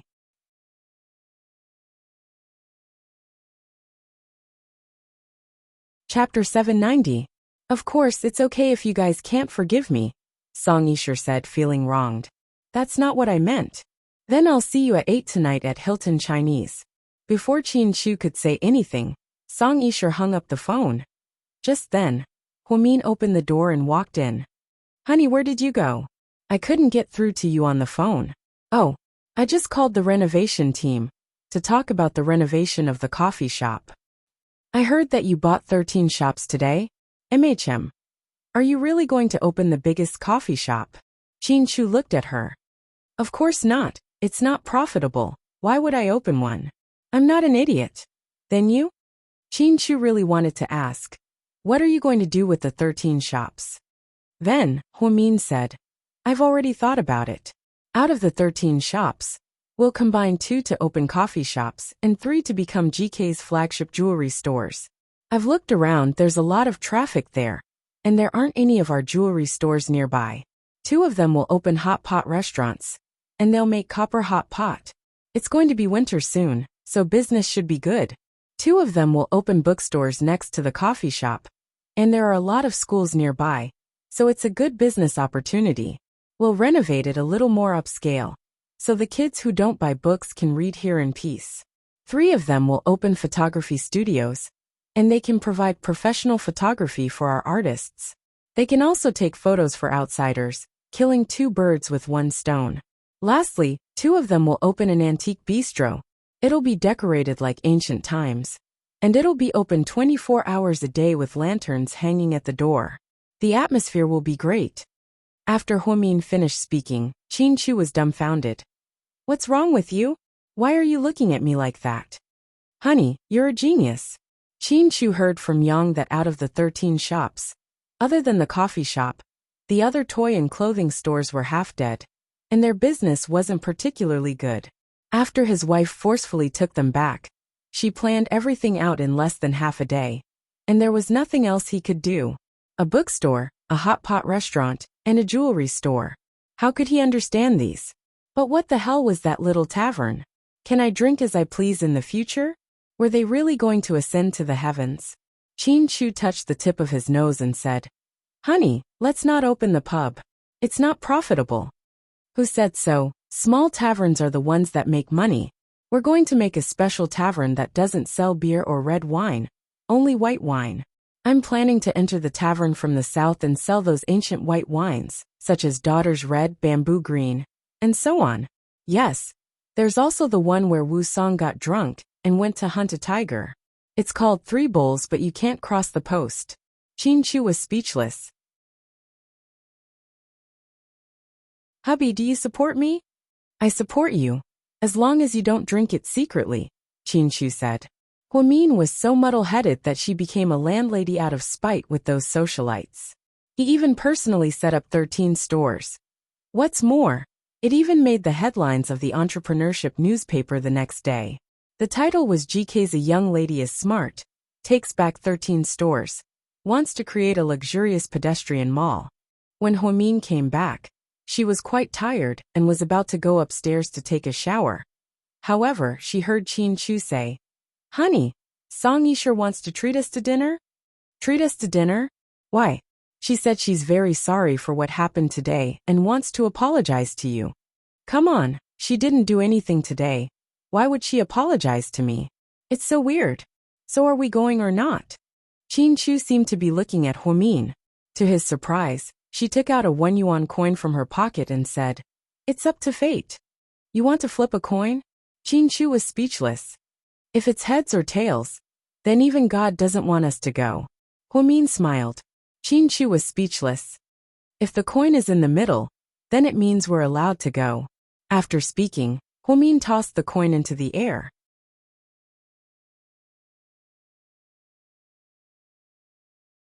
Chapter 791. Honey, I don't think we should go. I don't think God will let us go. Qin Chu almost said that the chances of it standing up were close to zero. However, the coin landed on the wrong side. Huomin said confidently, "See, this is God's will. You can't blame me." "MHM." Qin Chu nodded. Just then, Song Yisher called again. Huomin picked up Qin Chu's phone. "Hello? Huomin, have you guys left yet? I've already booked a table it's at." "I'm sorry, Miss Song. My husband and I are planning on having a baby, so we're very busy. We can't go. I hope you can understand." After speaking, Huomin hung up the phone before Song Yisher could say anything. Qin Chu smiled as he looked at Huomin. "So are you on top or should I?" That was just an excuse for Song Yisher, okay? Did you really take it seriously?" "Honey, you can't go back on your words. How are you going to educate the baby in the future? So, you have to do it." After speaking, Qin Chu picked up Huomin and walked upstairs. "But it's not dark yet." "It has nothing to do with that." "But my period hasn't left yet." "You're lying again. I know your period better than you do. It left last night." "Huomin." "Qin Chu, do you dare to put me down?" "Sure, I'll put you down as soon as I'm done." "Ah." Qin Chu's in-laws didn't even wait for dinner to finish before they started doing some intense exercise. Then, the two of them went to take a shower. When Huomin came out of the bathroom, Qin Chu had already prepared a steak and fruit sofa. The color was very tempting. "Honey, do you think Song Yisher likes you?" Huomin leaned against the sofa as he played with his phone. "I don't think so. After all, we haven't seen each other in years. Then why does she keep looking for us? Maybe it's because she doesn't have many friends in China?" Qin Chu guessed. "Maybe, it's best if it's not. I don't want to be her love rival." "Why?" "Because she's not easy to deal with." "Heh, don't think too much. Come and eat." Nightclub. Hua Xiqian was drinking and chatting with Huomian's. Someone talked about how Huomian forcefully took back the 13 stores today. SSDSS. S's. TTTS. That's my sister of mine. She likes to mess around, but she won't make a loss. If you don't believe me, just wait and see. In a month's time, the 13ths on that street will be brand new. Yes, of course. The Huas are always reliable. Huomian sucked up. Hua Xiqian took out his phone and sent a WeChat message to Huomin. "I heard you were very generous today. What does that have to do with you? I'm happy for you. You should focus on dealing with the old man. You don't have much time. Don't let others turn the tables on you." "Ah, why do you seem like you want to see me get turned around?" Hua Xiqian liked to tease Huomin. Even if she talked back to him, it was still fun. Huomin didn't reply. "You have an exam tomorrow, right?" "Good luck." "I will." Hua Xiqian remembered that she had an exam tomorrow, so Huomin was quite grateful. Then, she saw Hua Xiqian's money transfer. 8,888, for lucky numbers. Huomin was just about to refuse when he said, "I heard you recently took in a kid with uremia at Southside. Treat this money as buying some supplements for the kid. You do charity work too." "Of course. I'm doing good deeds for myself. I don't want to die too early." Upon hearing what he said, Huomin didn't refuse and accepted his money transfer. The next morning, Huomin drove to the designated location early in the morning. She had an important exam today. President Wu called her early in the morning and told her not to be nervous. Jiang Xiaowei also spent the night teaching her about neurology. "Huomin, right?" asked a staff member at the entrance of the exam hall. "Yes. Come in with me."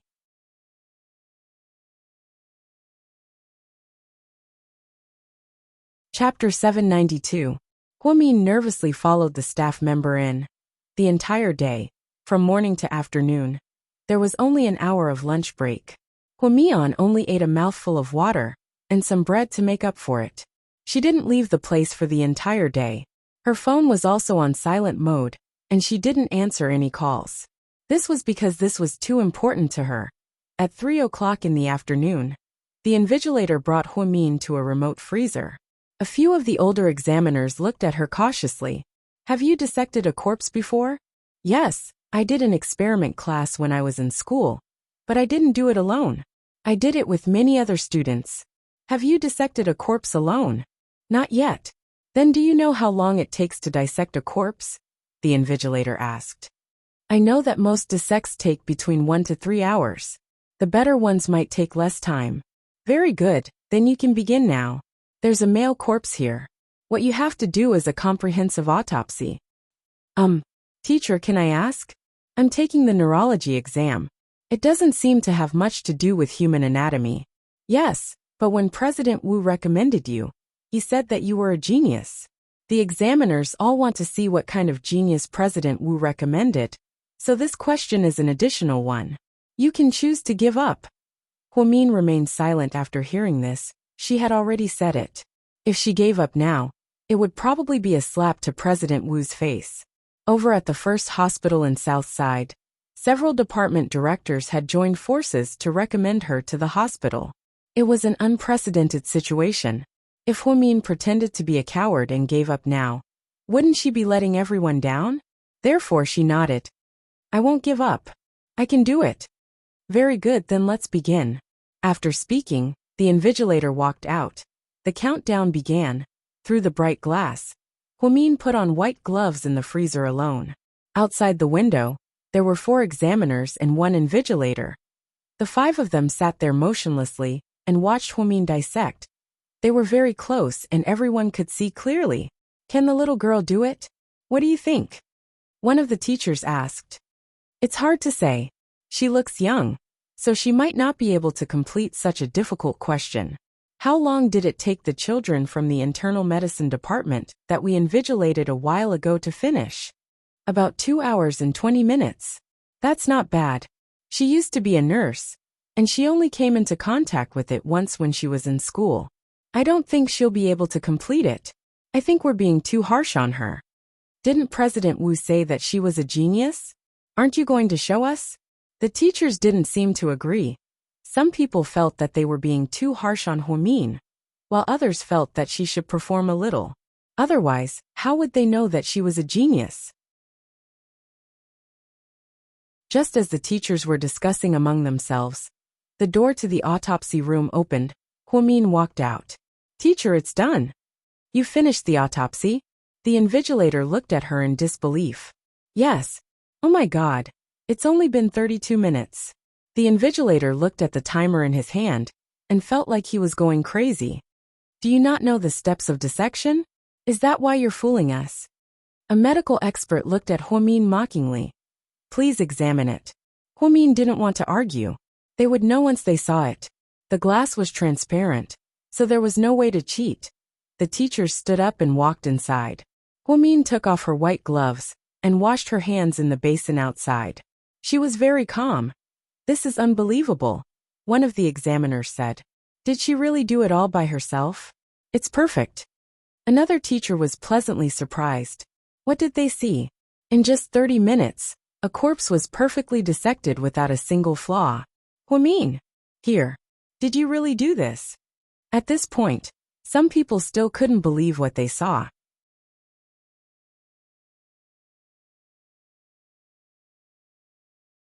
Chapter 793. MHM. Huamin nodded sincerely. This kid is unbelievable. One of the teachers exclaimed. Teacher, is there a problem? The problem is that it's too perfect. Did you really not study medicine before? Teacher, I graduated from medical school as a nurse. I've always been a nurse, Huamin answered honestly. That's incredible. The teachers exclaimed in amazement. They had been in the medical field for many years, and the fastest autopsy they had ever seen was done by a professional forensic doctor from the city bureau. It took them 30 minutes, and they even applied for the highest national record. Huamin, on the other hand, took 32 minutes under their witness, and his technique was perfect. Kid, if you haven't done so many experiments before, then you're really talented. One of the teachers said to Huamin in a serious tone. So, teacher, did I pass? Go out and wait for a bit. We'll summarize your results for today and give you an answer in a bit. Okay. Huamin nodded and walked out alone. He sat down on a bench in the hall and waited. Since it wasn't a unified exam, there was no need to wait for the results to come out. A few experienced teachers could review the results on the spot and then announce it. Just as the results were about to be announced, President Wu's car stopped at the entrance. President Wu walked in with his assistant. President Wu. How's it going? How's it going? Thanks to you. Everything went smoothly. Huamin smiled. Why are you here?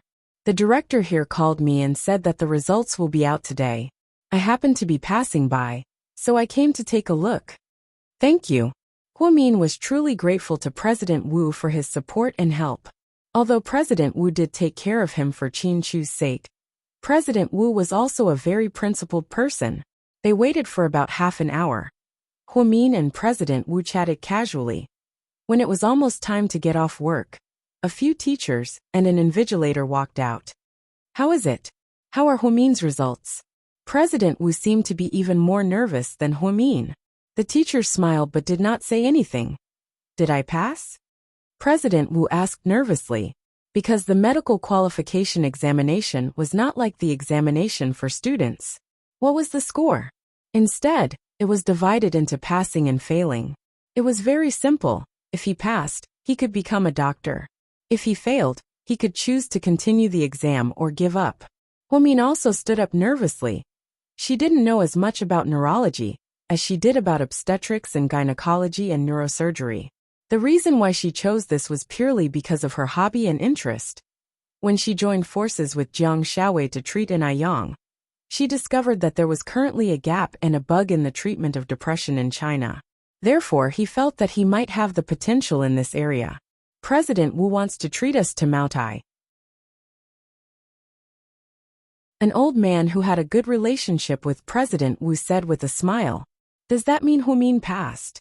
President Wu was in a good mood. Not only did he pass, you might not believe it even if I told you. He scored full marks in every subject. It's not as simple as passing. I think he's excellent. Full marks in every subject? President Wu was a little shocked. Yes, and we did an additional dissection. He completed a perfect assignment in 32 minutes. The dissection technique was beautiful. There were no flaws or mistakes, and his speed was amazing. It's simply unprecedented. Then the teachers couldn't help but clap. The applause was for Huamin. Old Wu, where did you find this girl? She's so talented that it's amazing, an examiner asked. I knew my eyes wouldn't be wrong. President Wu laughed heartily. Huamin, why aren't you coming over to get your certificate? The invigilator waved the red booklet in his hand. Huamin walked over excitedly.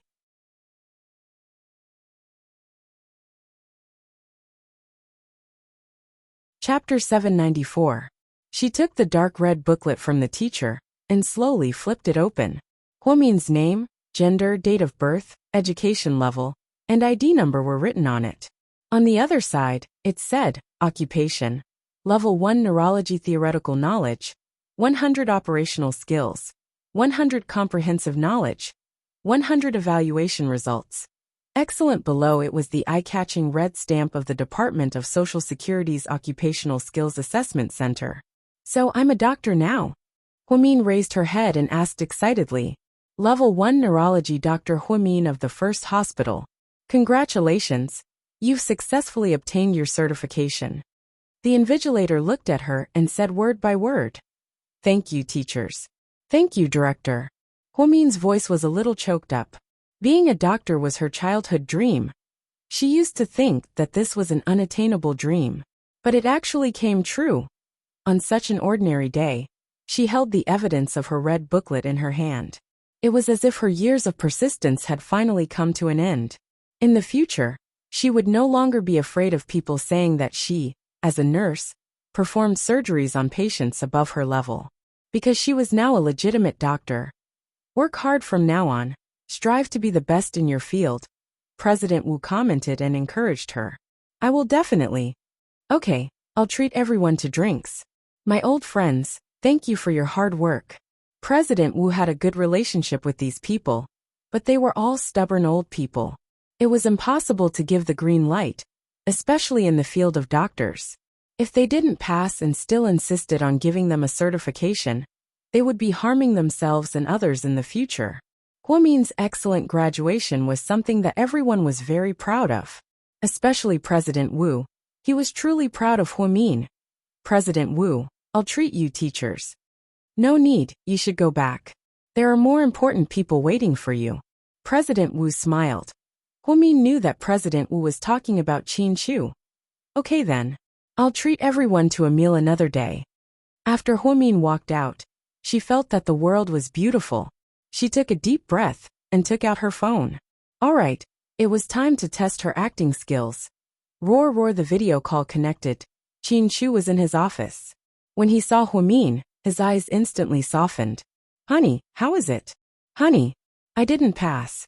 How could it be? Qin Chu obviously didn't believe it.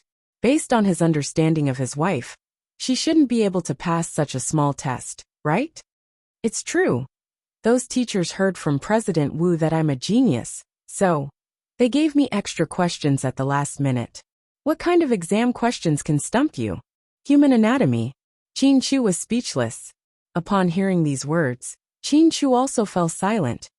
Are they deliberately making things difficult for you? You're just a neurologist. Do you really need to take the human anatomy exam? What are you talking about? I don't know either. Anyway, it was written that I failed in the end.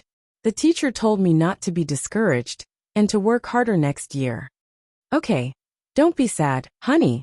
We don't need you to make money for the family anyway. But I like being a doctor, Sob. I can't believe I didn't pass. Huomin lowered her head and pretended to cry. Qin Chu's heart ached for her. He immediately coaxed her. Honey, don't cry. You're just a doctor, right? Let's not do that, it's too tiring. How about this? I'll talk to Wu Zhongxing and let you be the director of South Side, okay? Will President Wu be willing? I can donate 100 million yuan to South Side. Honey, don't be so stubborn. Huomin was speechless. She had 100 million yuan to donate, just to be the director of South Side? Was her brain kicked by a donkey? Why would she do that? Good girl, don't be sad. Come to the company, and I'll take you out to eat good food. Okay, wait for me. Huomin smiled triumphantly, and happily drove to GK headquarters. As soon as she entered the office, Qin Chu picked her up in his arms. Ah, why are you putting me down? Where's your professional qualification certificate? Show it to me. I didn't pass, right? I don't have a certificate. Keep pretending. Qin Chu gently pecked the corner of her mouth, doting on her.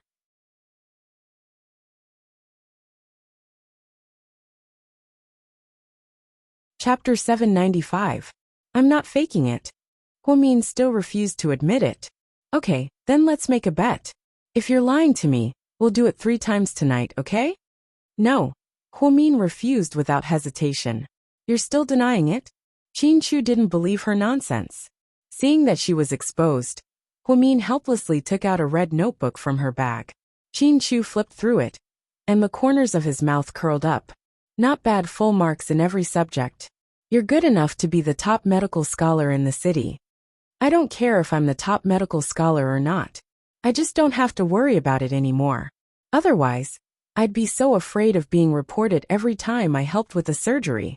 After all, I don't have this notebook. But it's good now. You can do whatever you want in the future and dominate the Southern District. Yeah, I'll be able to walk sideways from now on. Huomian smiled. That's great news. How should we celebrate? Which hotel should we go to? I have an idea. Let's go to South Hill Manor, okay? Zhu Lingling and Gao Ran haven't been here yet. Not bad, good idea. Qin Chu nodded. I'll call my mom, Zhixin, and you and ask them to reconcile. Oh, and Xiaowei as well. Okay, whatever you say. Qin Chu looked at Huomin, who was as excited as a child, and felt inexplicably happy as well. Huomin then called Uncle Li. Uncle Li immediately asked the kitchen to prepare dinner. Huomin then called and arranged for dinner to start at 7:30 p.m. Then, She and Qin Shu went to buy fruits and seafood. They were extremely busy. On the other side, Wei Liao was originally going to have dinner with Su Yu and the others, but he was hesitant when he received a call from Jiang Xiaowei. What's going on? Xiaowei called and asked me to go to Huomin's house. Why are you going to her house? Tang Chuan was curious. Huomin passed her exam today and wanted to celebrate. She invited Xiaowei to the South Hill Manor, but she's been keeping a close eye on me lately, so she asked me to come along. Oh, that's good. Go ahead. Su Yu nodded. Fuck, why didn't you bring Lord Su along? Wei Liao seemed to be in a difficult position. If Su Yu went, the nature of the situation would be different. Everyone was an adult and understood this principle. It wasn't as simple as brushing him off as a friend. I still have something to do. I have to go back to the old house in a while. You go ahead. Needless to say, Su Yu rejected it himself. 7:35 p.m. In Huomin's home in South Hill Manor, a large round table was filled with 28 dishes. There were Boston lobsters, two-headed abalone, and everything else. Hairy crabs, conch shells, and bamboo shrimp were also extremely fresh. Fruits were already cut and placed on the table. Everyone had a colorful serving of cherries, honeydew, kiwi, and pineapple. The aroma filled the air. Zhu Lingling took a video of the meal and posted it to her WeChat friends circle. Then, she attached a picture, a rich man's feast. Everyone took pictures and posted them on WeChat, having a great time. It was Yang Meirong's first time at her daughter's house, and it was at South Hill Manor. She felt like Granny Lu entering the Grand View Garden. Everything was new to her, and she looked around. Jiang Xiaowei looked at Huomin's red booklet and smiled. As expected of a genius, you got full marks right off the bat. You really don't leave anyone a way out. My life motto is to walk other people's paths and leave them with no way out, Huomin said jokingly. Just then, Jing Jixin secretly pulled on his sister's sleeve. Sis, come here for a second. What's wrong? Did you say she's here? Why isn't she here yet? Oh right, I'll call her again. After speaking, Huomin picked up his phone and dialed her number again.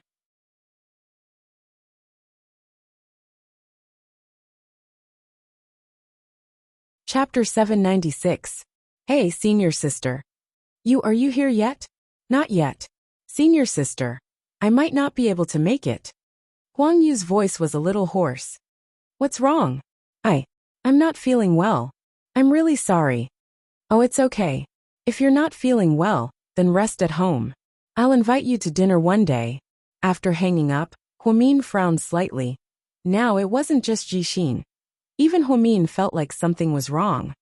This wasn't like the little girl who loved to join in on the fun. What on earth happened? What did she say, sis? Jixin asked anxiously. She can't make it. She said she's not feeling well. I knew it. Jixin was a little disappointed. Huomian didn't come to the 30-year anniversary celebration because she told her that she was moving. Today, his sister treated her to dinner, but Huang Yu still didn't come. She must be hiding something from him. Don't think too much about it. I'll ask her tomorrow. Okay. Jixin nodded and returned to the table dejectedly. Huomin and Qin Shu returned to the main seats. Gao Ran, Zhu Lingling, Jiang Xiaowei, Wei Liao, Jixin, Yang Meirong, and the Qin clan couple. There were a total of 8 people, all of whom were close friends. Of course, Wei Liao was pulled in because of Jiang Xiaowei, but he was actually on Su Yu's side. Come on, let's toast to Dr. Hua's graduation. Auntie, you really raised a straight-A student, Jiang Xiaowei said with a smile. Mian has been smart since she was little. I'm still confused. I once told her Uncle Jing that she's not as dumb as me. Nor is she as bad as that old guy Hu Zhenghai. She's smart and kind-hearted unlike my daughter. Yang Meirong exclaimed after hearing this. Huomin and Qin Shu exchanged glances. This was a topic that Huomin was rather sensitive about. However, it seemed that his mother did not know the truth. Huomin probably had a genetic mutation, Gao Ran interjected. Do you think my girl is a gorilla? Genetic mutation? Why is your imagination so rich? Why don't you say she's an alien? Zhu Lingling argued with Gao Ran. I think you look like you're from an alien planet. You must be from Poisonous Tongue Planet. Do people from your constellation have poisonous tongues? You have a sharp tongue. Gao Ran teased. Fuck you. The two of them could make everyone laugh when they quarreled with each other. Everyone can drink to your heart's content tonight. Don't leave at night. There are many guest rooms here. Huamin invited him warmly. Sis, you're blatantly flaunting your wealth. No, I'm flaunting my husband. Qin Chu wrapped his arms around Huamin's neck and said intimately. A few minutes ago, she posted something on her WeChat friend circle in Weibo. It was a photo of her and Qin Chu together. It was the first photo that was posted in public. Jixin took the photo from a great angle. The couple's faces were pressed together intimately. Their smiles were godly. Huamin said, God's gift to you may be late, but it will never be absent. Everyone liked and commented on the post. Even Lu Xiying liked it. After the wedding, they added each other on WeChat and liked the post occasionally. Huamin really thought that it was a good thing. Weibo blew up. Wow, you're blinding our eyes. Support Qin Chu, you're so beautiful. To be honest, Lady Qin isn't a beauty, but she's definitely the type that's easy to look at. The more I look at her, the more I like her. I'm definitely your fan. My husband is mine, sob sob, let go of him, you little bitch. You're torturing single people. Are you trying to seduce them? In just 10 minutes, there were more than 20,000 comments. Huamin was just a commoner. He didn't even have a verified account on Weibo. He was almost an internet celebrity. He was going to go viral. Huamin was enjoying himself as he scrolled through Weibo. Just then, Suyu sent him a private message. Congratulations, stupid girl. From now on, you can continue to show off in public. Pfft, can't you praise me properly? You don't feel good if you don't say something sarcastic, right? I'm afraid that if I'm too serious you'll feel awkward, Suyu said. Huamin was indeed silent. Suyu was too serious, and she really couldn't handle it. Huamin. Yeah. I miss you a lot, Suyu said in a raspy voice. Yes, he had 1,000 reasons for wanting to see her. But he was missing an identity that allowed him to see her. He remembered that she said that they weren't even friends.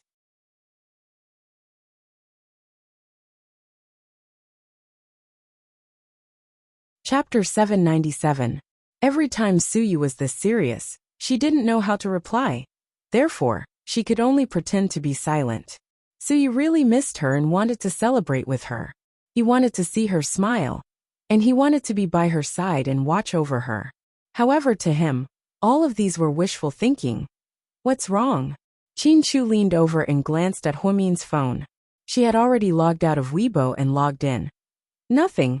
I just posted a photo of us together. My fans seem to have gone crazy. There are already tens of thousands of comments. Huamin pursed his lips into a smile. With Mr. Qin's looks, he'll definitely cause a commotion if he posts it. Zhu Lingling laughed. At around 10 p.m., everyone finished eating. Huamin really wanted everyone to stay, but most people wouldn't stay outside since it was inconvenient. Gao Ran drove Zhu Lingling home, and Wei Liao drove Jiang Xiaowei home. Jixin and his mother stayed at South Hill Manor because of Huamin's insistence. Mom, when we move to our new place next week, you'll be even closer to me. Huamin leaned on Yang Meirong's shoulder and acted cute. Yeah, I thought it would always be like this, but I didn't expect to be able to bask in your light. Yang Meirong sighed. You and Jixin are the closest people to me, so it's natural for me to be nice to you guys. Don't feel burdened. I know, your Auntie Wu and the others were so jealous when they heard about the new house you guys gave me. Is Auntie Wu's son married? Huamin asked. No, he dated one before, but I think they broke up because they didn't get a wedding gift. Your Auntie Wu likes to meddle in her son's affairs.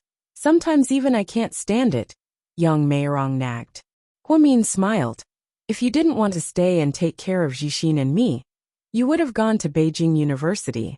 You wouldn't have gone to a third-rate medical school. You wouldn't have become a nurse after graduation. You wouldn't have been bullied by others.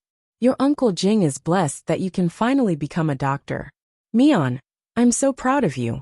Seeing that her daughter had been promoted to a first-level doctor, Yang Meirong felt especially emotional. She even shed tears when she spoke of her heartache. Qin Chu and Jixin came back from outside and saw this scene. Mom, why are you crying? Jixin's heart ached. It's nothing. She was just talking about the past. She said that we ruined your sister's future. Otherwise, she would have become more outstanding a long time ago. Why wait until now? It's okay, Mom. Those were all experiences for me. I've never complained about anything. Everyone chooses their own path in life. I already have everything I want. You, Jixin, and Qin Chu are my most beloved family.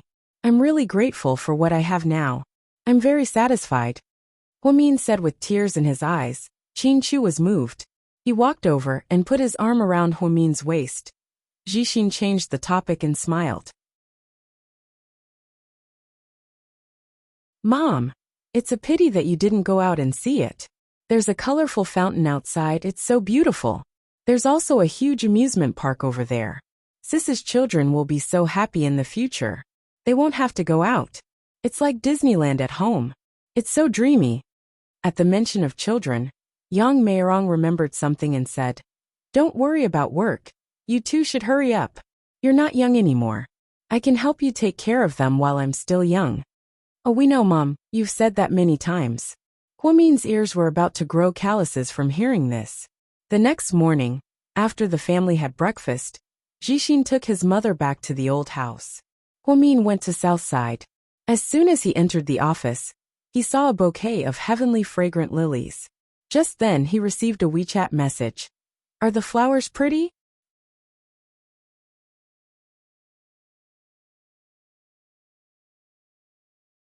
Chapter 798. It was a WeChat message from Hua Xiqian. What are you doing? Just as Huamin replied, she heard the office door open. It was silent and gave her a fright. Why are you here so early in the morning? Seeing Hua Xiqian suddenly appear behind her, Huamin was extremely surprised. You heartless girl. You didn't even invite me to a celebratory banquet for such a good thing. You'd rather invite Wei Liao than invite me. I've been so good to you. How did you know? Huamin frowned slightly. Director Wu already announced your promotion last night. Everyone knows about it.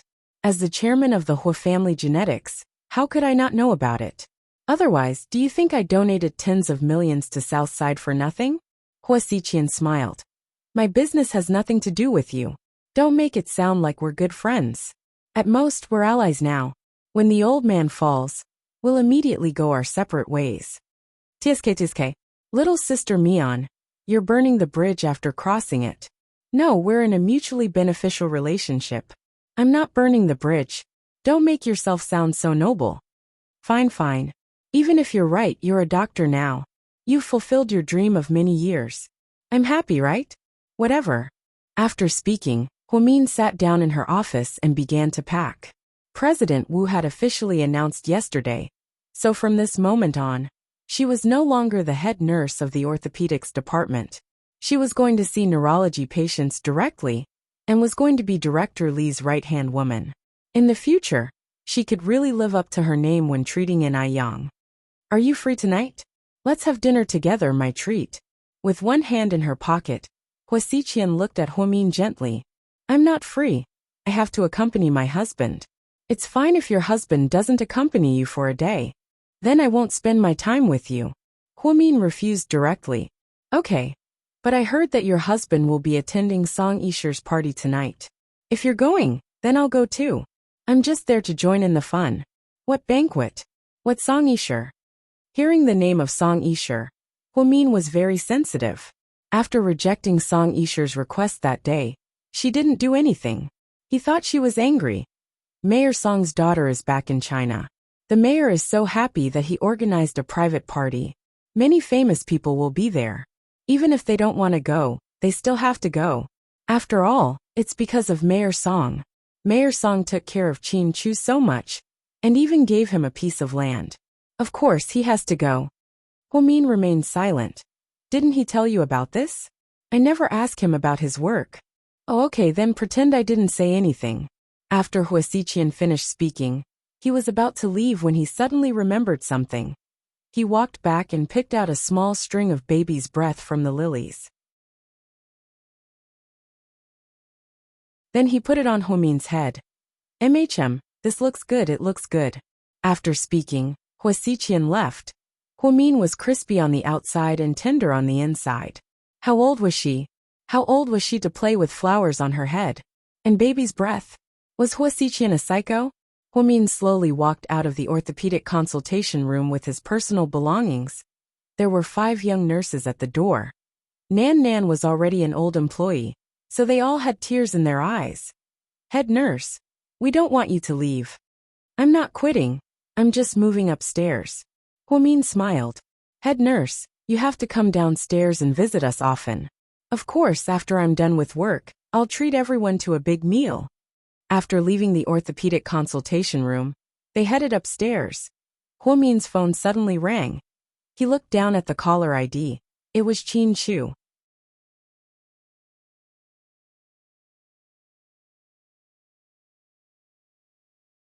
Chapter 799. Honey, Mayor Song is holding a private cocktail party tonight. Do you want to come with me? To be honest, she was happy that Qin Chu took the initiative to invite her. Okay, I'll come find you after work. Okay, I'll get someone to prepare a dress. Come over early. Okay. After hanging up, she suddenly heard someone call her name from behind. Dr. Hua. What's up? Huamin was a little confused when she saw Xiewan running over panting. I just went to your office. They said you're no longer in the orthopedics department. Okay, I'll be in the neurology department from now on. If you need anything, come find me here. Xiewan nodded and handed a black plastic bag to Huamin. Dr. Hua, this is for you. What is it? It's nothing good. I just made it myself. It's a little something. After speaking, Xiewan stuffed the bag into Huamin's hands and turned around to leave.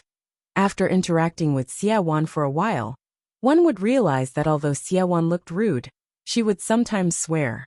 She looked like a shrew, but she was actually quite considerate. She knew that Huamin was paying for her and her son's hospitalization, so she felt very guilty.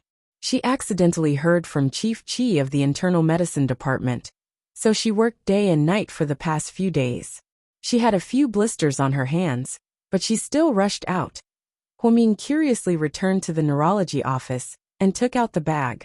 At that moment, she was a little shocked. It was late autumn, so the weather was getting colder. Many people began to wear scarves and gloves. Ever since Huamin graduated, she hadn't worn those things, so she felt that it was quite childish. Xiewan gave her a set of milky white heating equipment. There was a long scarf, furry gloves, and a cute little hat. They were all the same color. The stitching looked very novel, but one could tell at a glance that it was handmade, because there were some places where the details weren't perfect. But it was really beautiful. It seemed like she bought her own wool and knitted it stitch by stitch. Huamin held it in her hands and felt warm inside. She put on the hat and tried it on. It was warm and cute.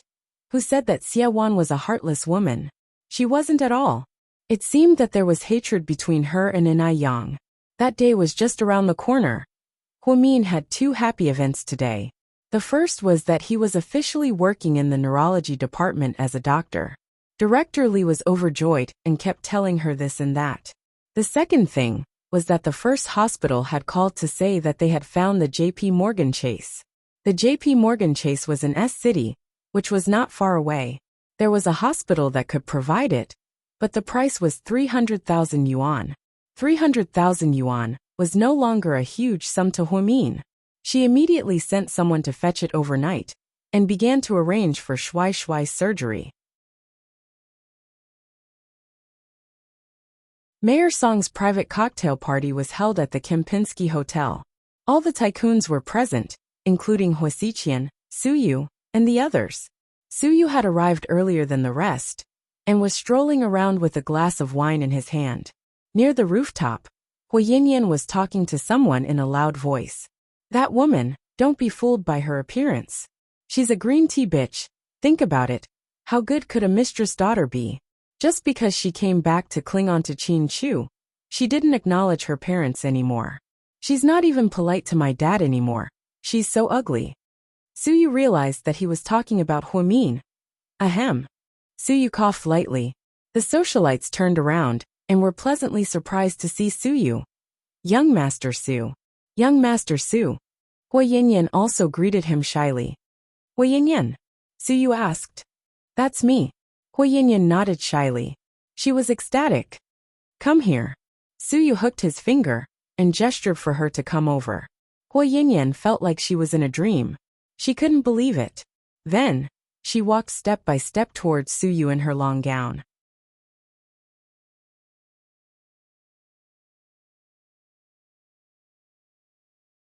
Chapter 800.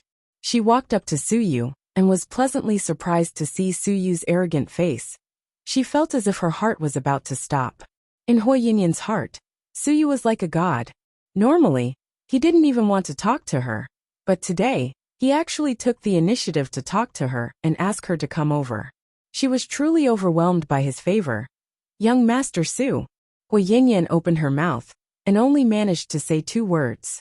Suyu poured a glass of red wine on her from head to toe. Hui Yinyan's light pink gown was instantly stained by the red wine, and her entire body was covered in stains, making her look very ugly. The socialites behind her were all stunned.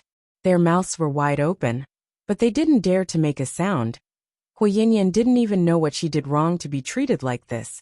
Before she could say anything, Suyu smiled and said, "If I did something wrong, do you think it would still work if I apologized to you?"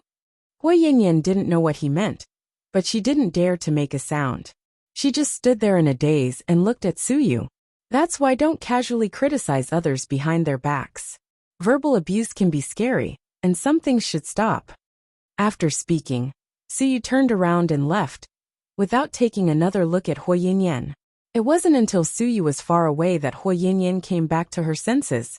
Did Suyu hear what she said about Huomin? Was that why he stood up for her? She had heard a long time ago that Suyu liked Huomin, and now it seemed like it was true. Hui Yinyan was so angry that her face turned pale. "Yinyan, are you okay? Hurry up and change into a gown." A few socialites pretended to walk over and comfort Hui Yinyan. She was flustered and exasperated, but she didn't dare to make a sound. After all, this was Suyu. Therefore, she could only swallow her anger and go to the hotel lounge to change her clothes before coming out. This dress that cost 70 to 80,000 yuan was not going to be passed down. She had wasted so much time preparing it. "Yinyan, what happened?" When Shen Jiani arrived, she saw Hui Yinyan throwing a tantrum in the lounge. He scolded the waiter of the hotel for not doing a good job.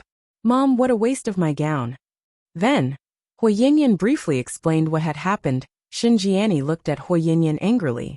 "How many times have I told you? Don't mess with Suyu. Also, don't mess with Huomin," Hui Si added. Ever since Huomin pulled his necktie and almost pushed him down the stairs in Tianyu, Hui Si was a lot more obedient. It would be a lie if he said he wasn't scared. "I don't dare to mess with Suyu, but I do dare to mess with Huomin. That little bitch only knows how to seduce men and stir up trouble. Not only does she have Qin Chu, but she also wants to mess with Suyu. She's so shameless, can't I say a few words?" "If you want to say something, say it at home. You can't say it here. What do you think today is?" It's Mayor Song's treat. He's welcoming his daughter home. Do you think it's your place to mess around? Hurry up and change your clothes. Behave yourself later, and don't cause any more trouble. Shen Jiani regretted it. Why wasn't her daughter like her? She was so brainless, she never thought about the consequences before doing anything. Compared to Huomin, she was nothing. No wonder Jiang Hong always mocked her for giving birth to a daughter who wasn't like her. By the time Huomin and Qin Chu arrived, 15 minutes had already passed. Therefore, they didn't know what was going on. Huomin wore a black dress and silver heels. Her hair was slightly curly and fluffy because of the hairstylist. She had light makeup on her face, but her aura was still outstanding. Actually, good looks were one thing, but stylists were the real deal. Every time at the Cannes Film Festival, netizens would easily criticize the way celebrities dressed. The most common comment was, did they offend the stylist? It was obvious how important stylists were. Huomin's stylist was Mo Shui, and Yang's personal stylist. She was very famous in China and was hired by Qin Chu at a high price. Therefore, every time she styled Huomin, she was very creative and suited her style and aura. Mayor Song walked over with his daughter. Qin Chu introduced, "Uncle Song, This is my wife Huamin. He introduced them in a grand manner.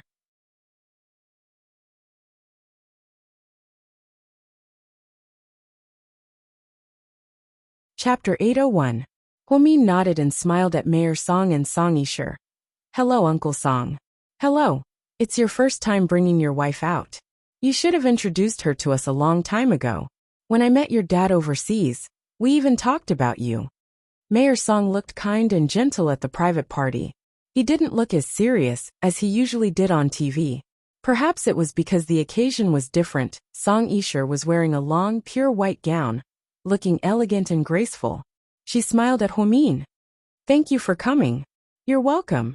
Huamin smiled as well. No one brought up the fact that he stood her up the other day. Song Yisher didn't seem to be angry either. However, the more she was like this, the more Huamin felt uneasy. He preferred women who were more realistic. If they were too fake, it would be even harder to deal with them. Then, Qin Chu took her to greet all the rich and powerful politicians. She smiled in response. Although she never liked socializing, for Qin Chu's sake, for her current identity as a young lady, she could accept it. Then Qin Chu and Mayor Song chatted alone. Huamin didn't want to be there, so he walked around alone with a glass of champagne. However, he didn't expect to run into Hua Yinyan. Hua Yinyan was actually even more brainless than Hua Si. Hua Xiqian had scolded her before, but she seemed to have forgotten about it. Especially when Suyu splashed a glass of wine on her. Therefore, she vented all her anger on Huamin. Huamin. She yelled impolitely. Huamin turned around and saw the angry Hua Yinyan walking over. He didn't say anything. He didn't want to talk to her. Huamin, did you say something bad about me to Suyu? Suyu? What does that have to do with him? Huamin was speechless. You're still lying. You must have said something to him to make him treat me like that. Otherwise, young Master Su wouldn't. What did he do to you? Huamin was very curious. It was a miracle that Suyu could still talk to Hua Yinyan. You don't have to care about how he treats me. Anyway, you must have instigated him. How shameless are you? You already have a husband, but you still want to seduce another man. You're as cheap as your mother. You speak as if your mother is so noble. Huamin sipped his champagne slowly. In fact, she really didn't want to argue with the other party. But Hua Yinyan was a woman who would always bring her family into the fray. Therefore, she didn't have to care about her face anymore. No matter how bad my mother is, she's still a legitimate wife. Hua Yinyan defended herself. That's right, a legitimate mistress. A mistress who can live under the same roof as First Madam? What? Do you want me to ask Mayor Song to give your mother the Best Mistress Award? Huamin said with a smile. What did you say? How dare you insult my mother? I'm sorry to interrupt, but I think you're the one who brought it up. I'm confused. Can't you tell that I really don't want to talk to you? Why do you have to come up and pick a fight with me? Do you feel bad if I don't scold you? Or do you think that you can beat me in an argument? Huamin looked at Hua Yinyan helplessly, as if he was looking at an idiot. Do you think I won't slap you? Hua Yinyan casually raised her hand. However, as soon as she raised her hand, someone grabbed it from behind. Then, he flung her hand to the side. Qin Chu chatted with Mayor Song for a bit. Worried that Huamin would be bored, he turned around and saw Hua Yinyan arguing with her. Seeing Hua Yinyan raise her hand, Qin Chu didn't say anything and walked over. Are you okay, honey? Qin Chu looked at Huamin gently. Huamin shook his head. Mr. Qin, don't be fooled by her. She's a green tea bitch. After marrying you, she still didn't know her place. She even seduced Suyu. Everyone in our circle knows about this. Don't be a cuckold. Hua Yinyan spoke without thinking, trying to drive a wedge between Qin Chu and Huamin.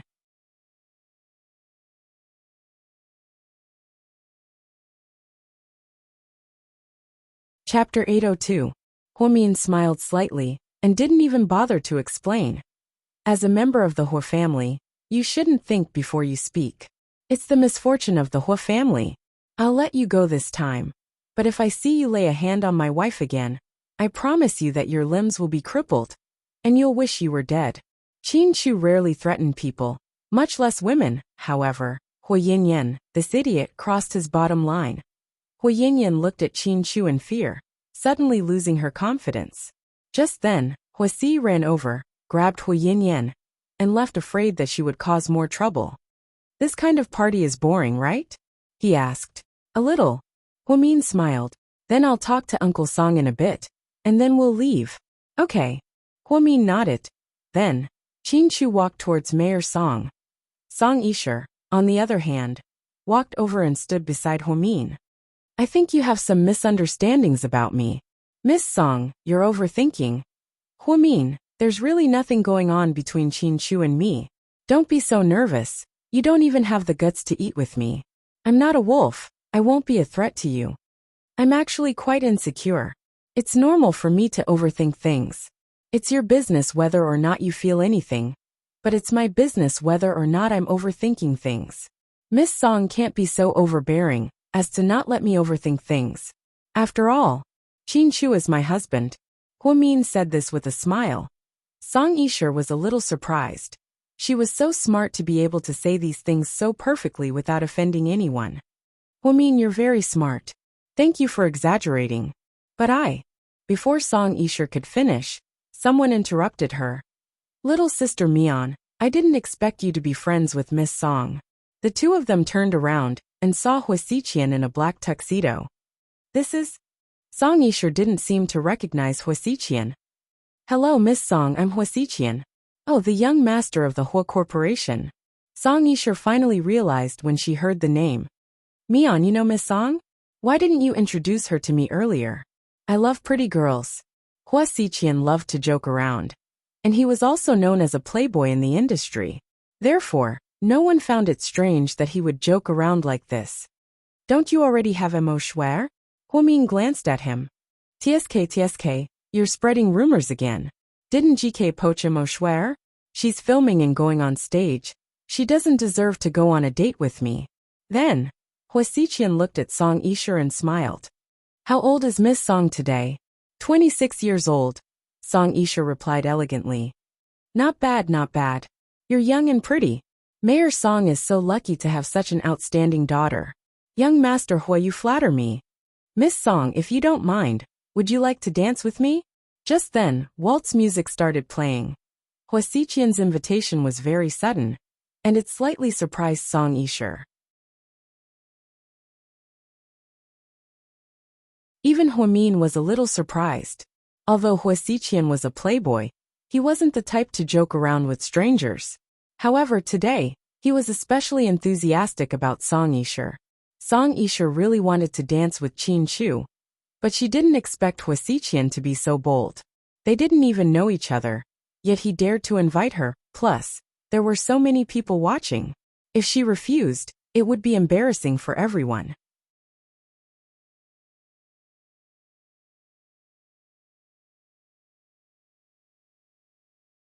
Chapter 803.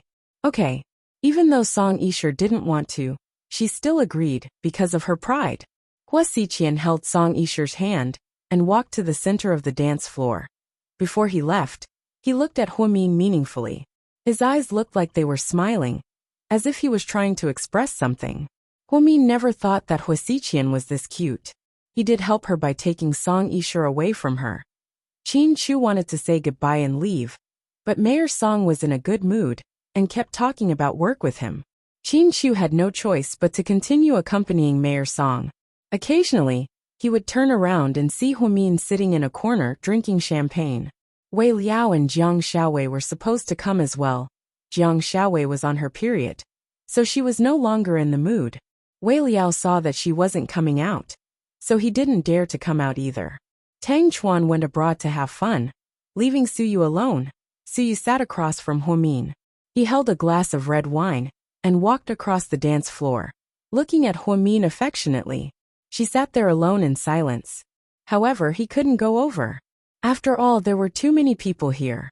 If any rumors got out, Hu Min would definitely be troubled. Just then, two women walked past Hu Min. One of them suddenly said provocatively, Hey, isn't this the rich lady Qin? You bought the women in the coffee shop just because you were angry with us. Actually, you're the same. Why do you have to do this? Everyone says that you're a generous person. But you forbade us from drinking coffee in your coffee shop. That's not very nice of you. Huamin slowly raised his head and saw the two women who gossiped with Song Yisher the other day. Enemies were bound to meet on a narrow road. Whether I'm generous or not depends on who I'm talking to. My attitude depends on how you treat me. If you can't even show me basic respect, then why should I care about your dignity? What a joke. I'm not God. Why should I forgive your thoughtless words and stupid actions? Huamin had always been good at arguing. That day, he saw how arrogant they were when they took out their gold cards and tried to kick him and Lingling out.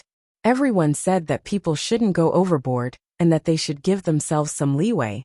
But if they didn't give him any leeway, why should he give them any leeway? Huamin, don't be arrogant. I'm telling you, when Shirshir comes back, you're going to cry. You don't know?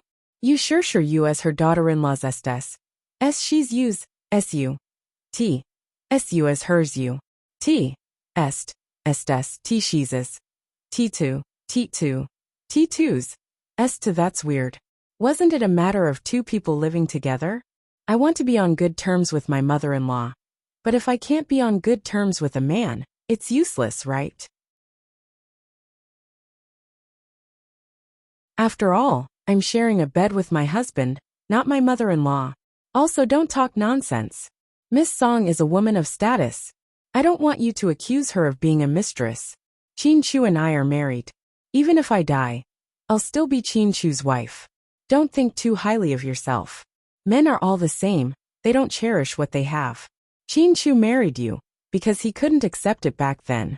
Once he gets sick of you, who do you think you are? You'll just be a pitiful woman from a rich family, a man's accessory. Shirshir's family is powerful, and she's pretty. Sooner or later she'll kick you out, bitch. Okay, I'll wait for the day I get kicked out. Huamin smiled slightly, not angry at all. She suddenly realized something. How did these unrelated people know what she was doing? Did they see through Song Yisher's ambition? Or did Song Yisher reveal something? Or did Song Yisher tell them to do this? Otherwise, why would a socialite who had nothing to do with her say so much? Her analysis was so logical. This didn't sound like something a pair of brainless socialites would say. Just then, one of the socialites named Gao Shui suddenly dropped the wine glass in her hand. It smashed right into Huamin's champagne glass. The two glasses collided, and the sound of glass shattering could be heard. Huamin's fair hand was cut by the glass shards, and blood immediately gushed out. Suyu saw everything clearly. He didn't care too much and immediately walked over. He asked nervously, "Are you okay?"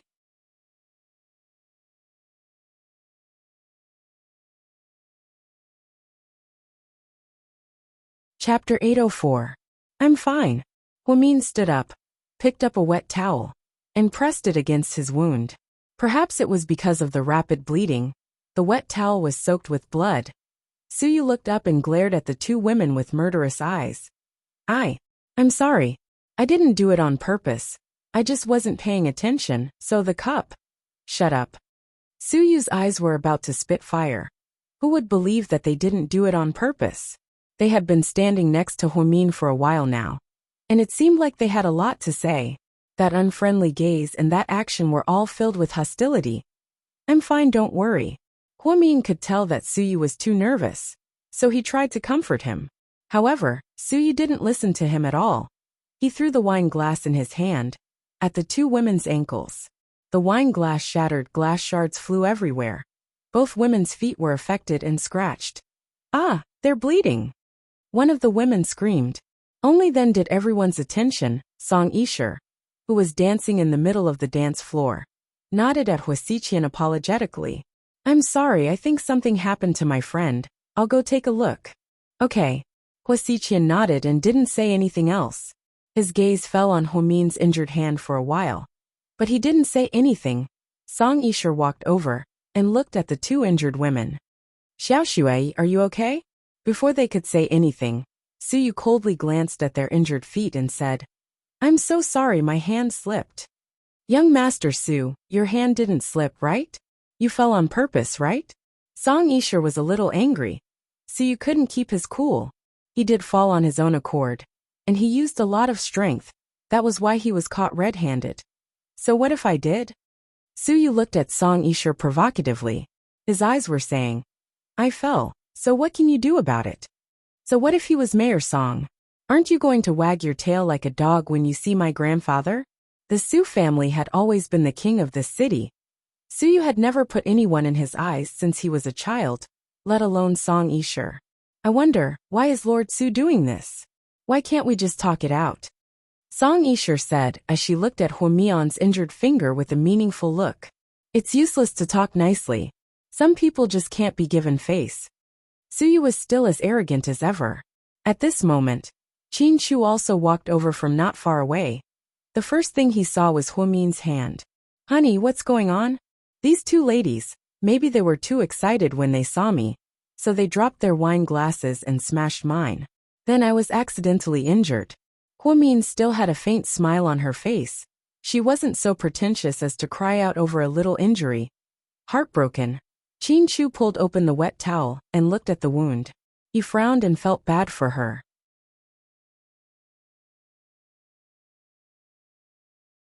He glanced at the two women's faces, and his gaze was as cold as ice that had been frozen for thousands of years.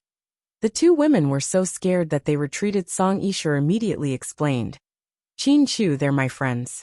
I don't think they meant to offend Huomin. Yes, we didn't do it on purpose. The two women began to play innocent.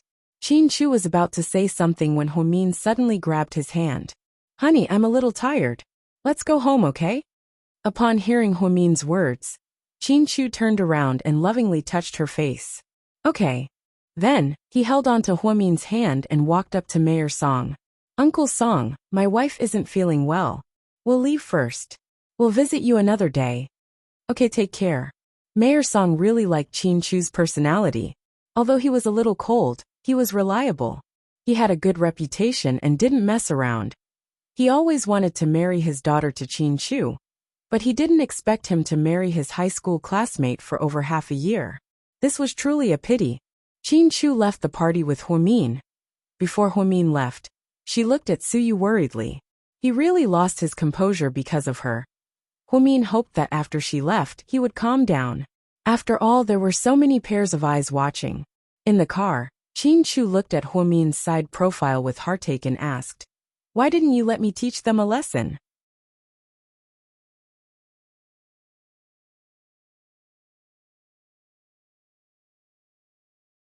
Chapter 805. Oh, we were bitten by a dog. Are we supposed to bite the dog back? Huomin replied with a smile. You always have your reasons. I just don't think it's necessary. They were just angry. But this is a fight between women. If you step in, people will gossip about you and think you're not magnanimous enough.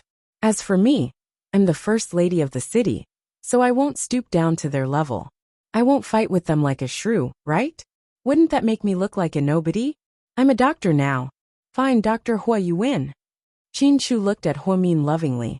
Does it still hurt? It doesn't hurt, it's just a small cut. I'll just apply iodophor when I get home. Okay. Since Huomin was injured, Qin Shu and Mayor Song ended their conversation about the king of the land.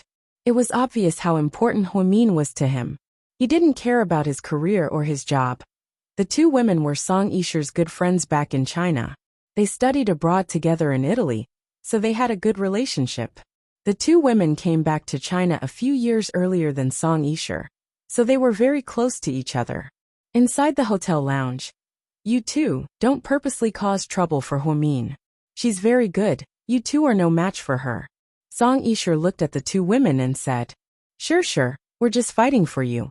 You've only liked one person all these years, how could she beat you to it? You're the one who met him first. You've known him since you were 8 years old. Plus, Lady Qin likes you so much, and your dad has been taking care of the Qin family all these years. Shouldn't you two be a couple? I don't think I'm that lucky. Song Yisha was a little disappointed. What do you mean lucky? You can't just accept it. If you like something, you have to take it back. That woman has nothing, and she's born to be pretentious. I've hated her for a long time. Sure. If one day you can take Qin Shu back, she'll be dumbfounded. Then, we'll be able to vent our hatred. What are you fighting for? Don't talk nonsense. All right, You two should go to the hospital to have your wounds checked. After the party, the two women left the hotel in a Maserati. Suyu followed behind them in his black Lamborghini. The two women deliberately targeted Hwamin. But Hwamin didn't stoop down to their level because of his reputation and status. But that didn't mean that he could swallow his anger. Thinking about the wound on Hwamin's finger, Suyu still felt his chest tighten. At an intersection, a red light appeared. The Maserati stopped for the red light.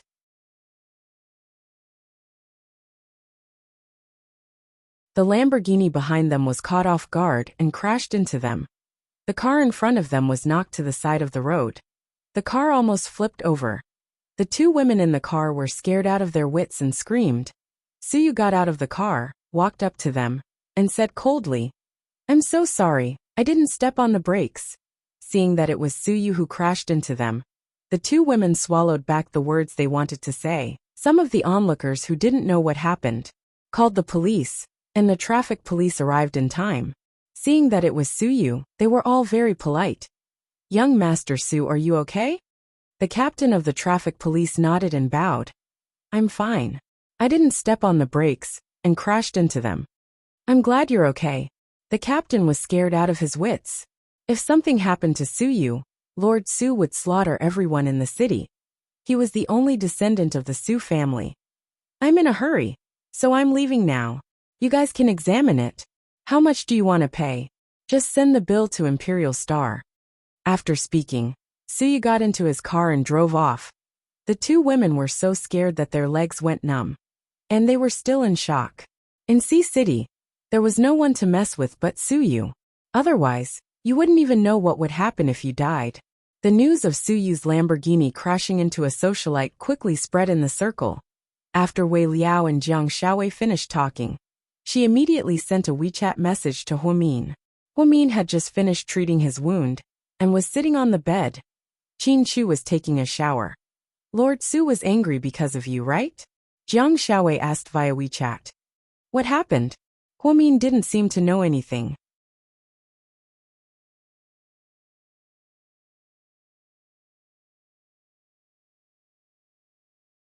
Chapter 806. I heard that the two women who offended you at the party were almost knocked over by Suyu. They were scared out of their wits. Hwamin's expression changed slightly after he read the news. Wasn't Suyu overreacting a bit? Did he have to? Didn't he just get revenge for her by smashing a glass? Why did he have to crash their car? How dangerous was that? What if someone died? Luckily, the two women were driving a Maserati. If they were driving a Xiaoli, the car would have been crushed. They would probably be in the morgue right now. It seemed like she had to talk to Suyu when she had time. She couldn't be so willful all the time. When Qin Chu came out of the shower, Hwamin was already lying on the bed. Only Hwamin could see Qin Chu's perfect body. His abs were so perfect that it made her drool. "Honey." "Yeah." Qin Chu looked at her as he dried his hair. "Say, we've been doing it for so long. Why haven't we had a baby yet?" "Huh?" Qin Chu couldn't help but chuckle. "Why are you laughing?" "I can't believe you're a medical student. You know how complicated it is to get pregnant.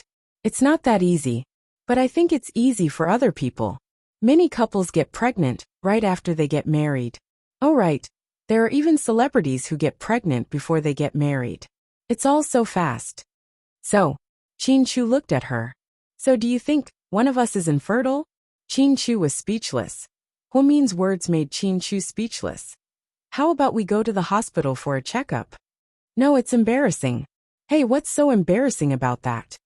We've only been married for less than a year. Why are you in such a hurry? Isn't it nice to just be the two of us?" Qin Chu was never in a hurry. He just felt that since they didn't have a baby now, they should enjoy their private time together. If they had a baby, they would welcome it any time. "Sai, you're right. After the baby is born, I think we'll be very busy. They say that pregnancy makes a woman stupid for 3 years. I wonder if I'll be so forgetful when I'm pregnant." Hwamin smiled. The next morning after breakfast, the two of them went to work. When Hwamin went to the ICU, Xiewan was reading a storybook to Shui Shui. It was the children's version of Journey to the West. "Shui Shui." Hwamin walked in with a smile. "Sister Hua." Shui Shui shouted excitedly as he leaned against the bed. How is it today? Do you feel uncomfortable? No. Mom read me a story. It was sent by Sister Chi-Chi from Director Li's house. She even brought me a lot of books. Shui Shui said excitedly to Huomin. Huomin held a box and handed it to Shui Shui. Look, do you like it? Wow, remote-controlled racing car. When the little boy saw the toy car, he was as excited as a little girl who liked Barbie dolls. Shui Shui had never had a toy of his own, and Xie didn't have the ability to do so either. It's for you. Thank you, sister. Shui Shui hugged the toy lovingly.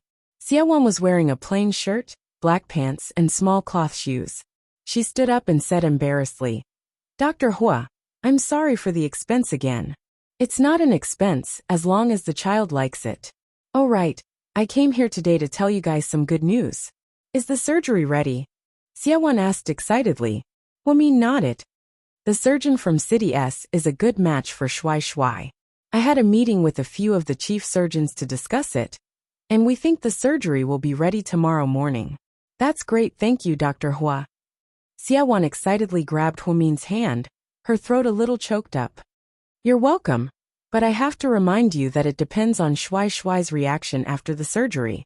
Most of the time it'll be fine, but if there's any rejection, you'll probably have to undergo a second surgery. Huh? There's such a situation? Yeah, after all, the surgeon was provided by a stranger, and we're not related by blood, so we can't make any guarantees. But don't feel pressured. I'm sure Shui Shui will recover. Okay. Xie held Huomin's hand with tears in her eyes. She was so excited that she didn't know what to do. Over the past few days, the mother and son had been living and eating at South Side, and they had everything in the room. Shui Shui could also take his medicine and injections on time every day. Xie felt like the world had become a beautiful place. Ms. Xie, if Shui Shui recovers after the surgery then? Huomin paused. You're tuning in to the Dreamy Chapters YouTube channel. We're so grateful for your support, and don't forget to subscribe to join us on this incredible journey through captivating stories. Your generosity through donations truly makes a world of difference, as it's the primary source of revenue that allows me to expand and enhance this channel for you. Thank you from the bottom of my heart for being a part of this adventure.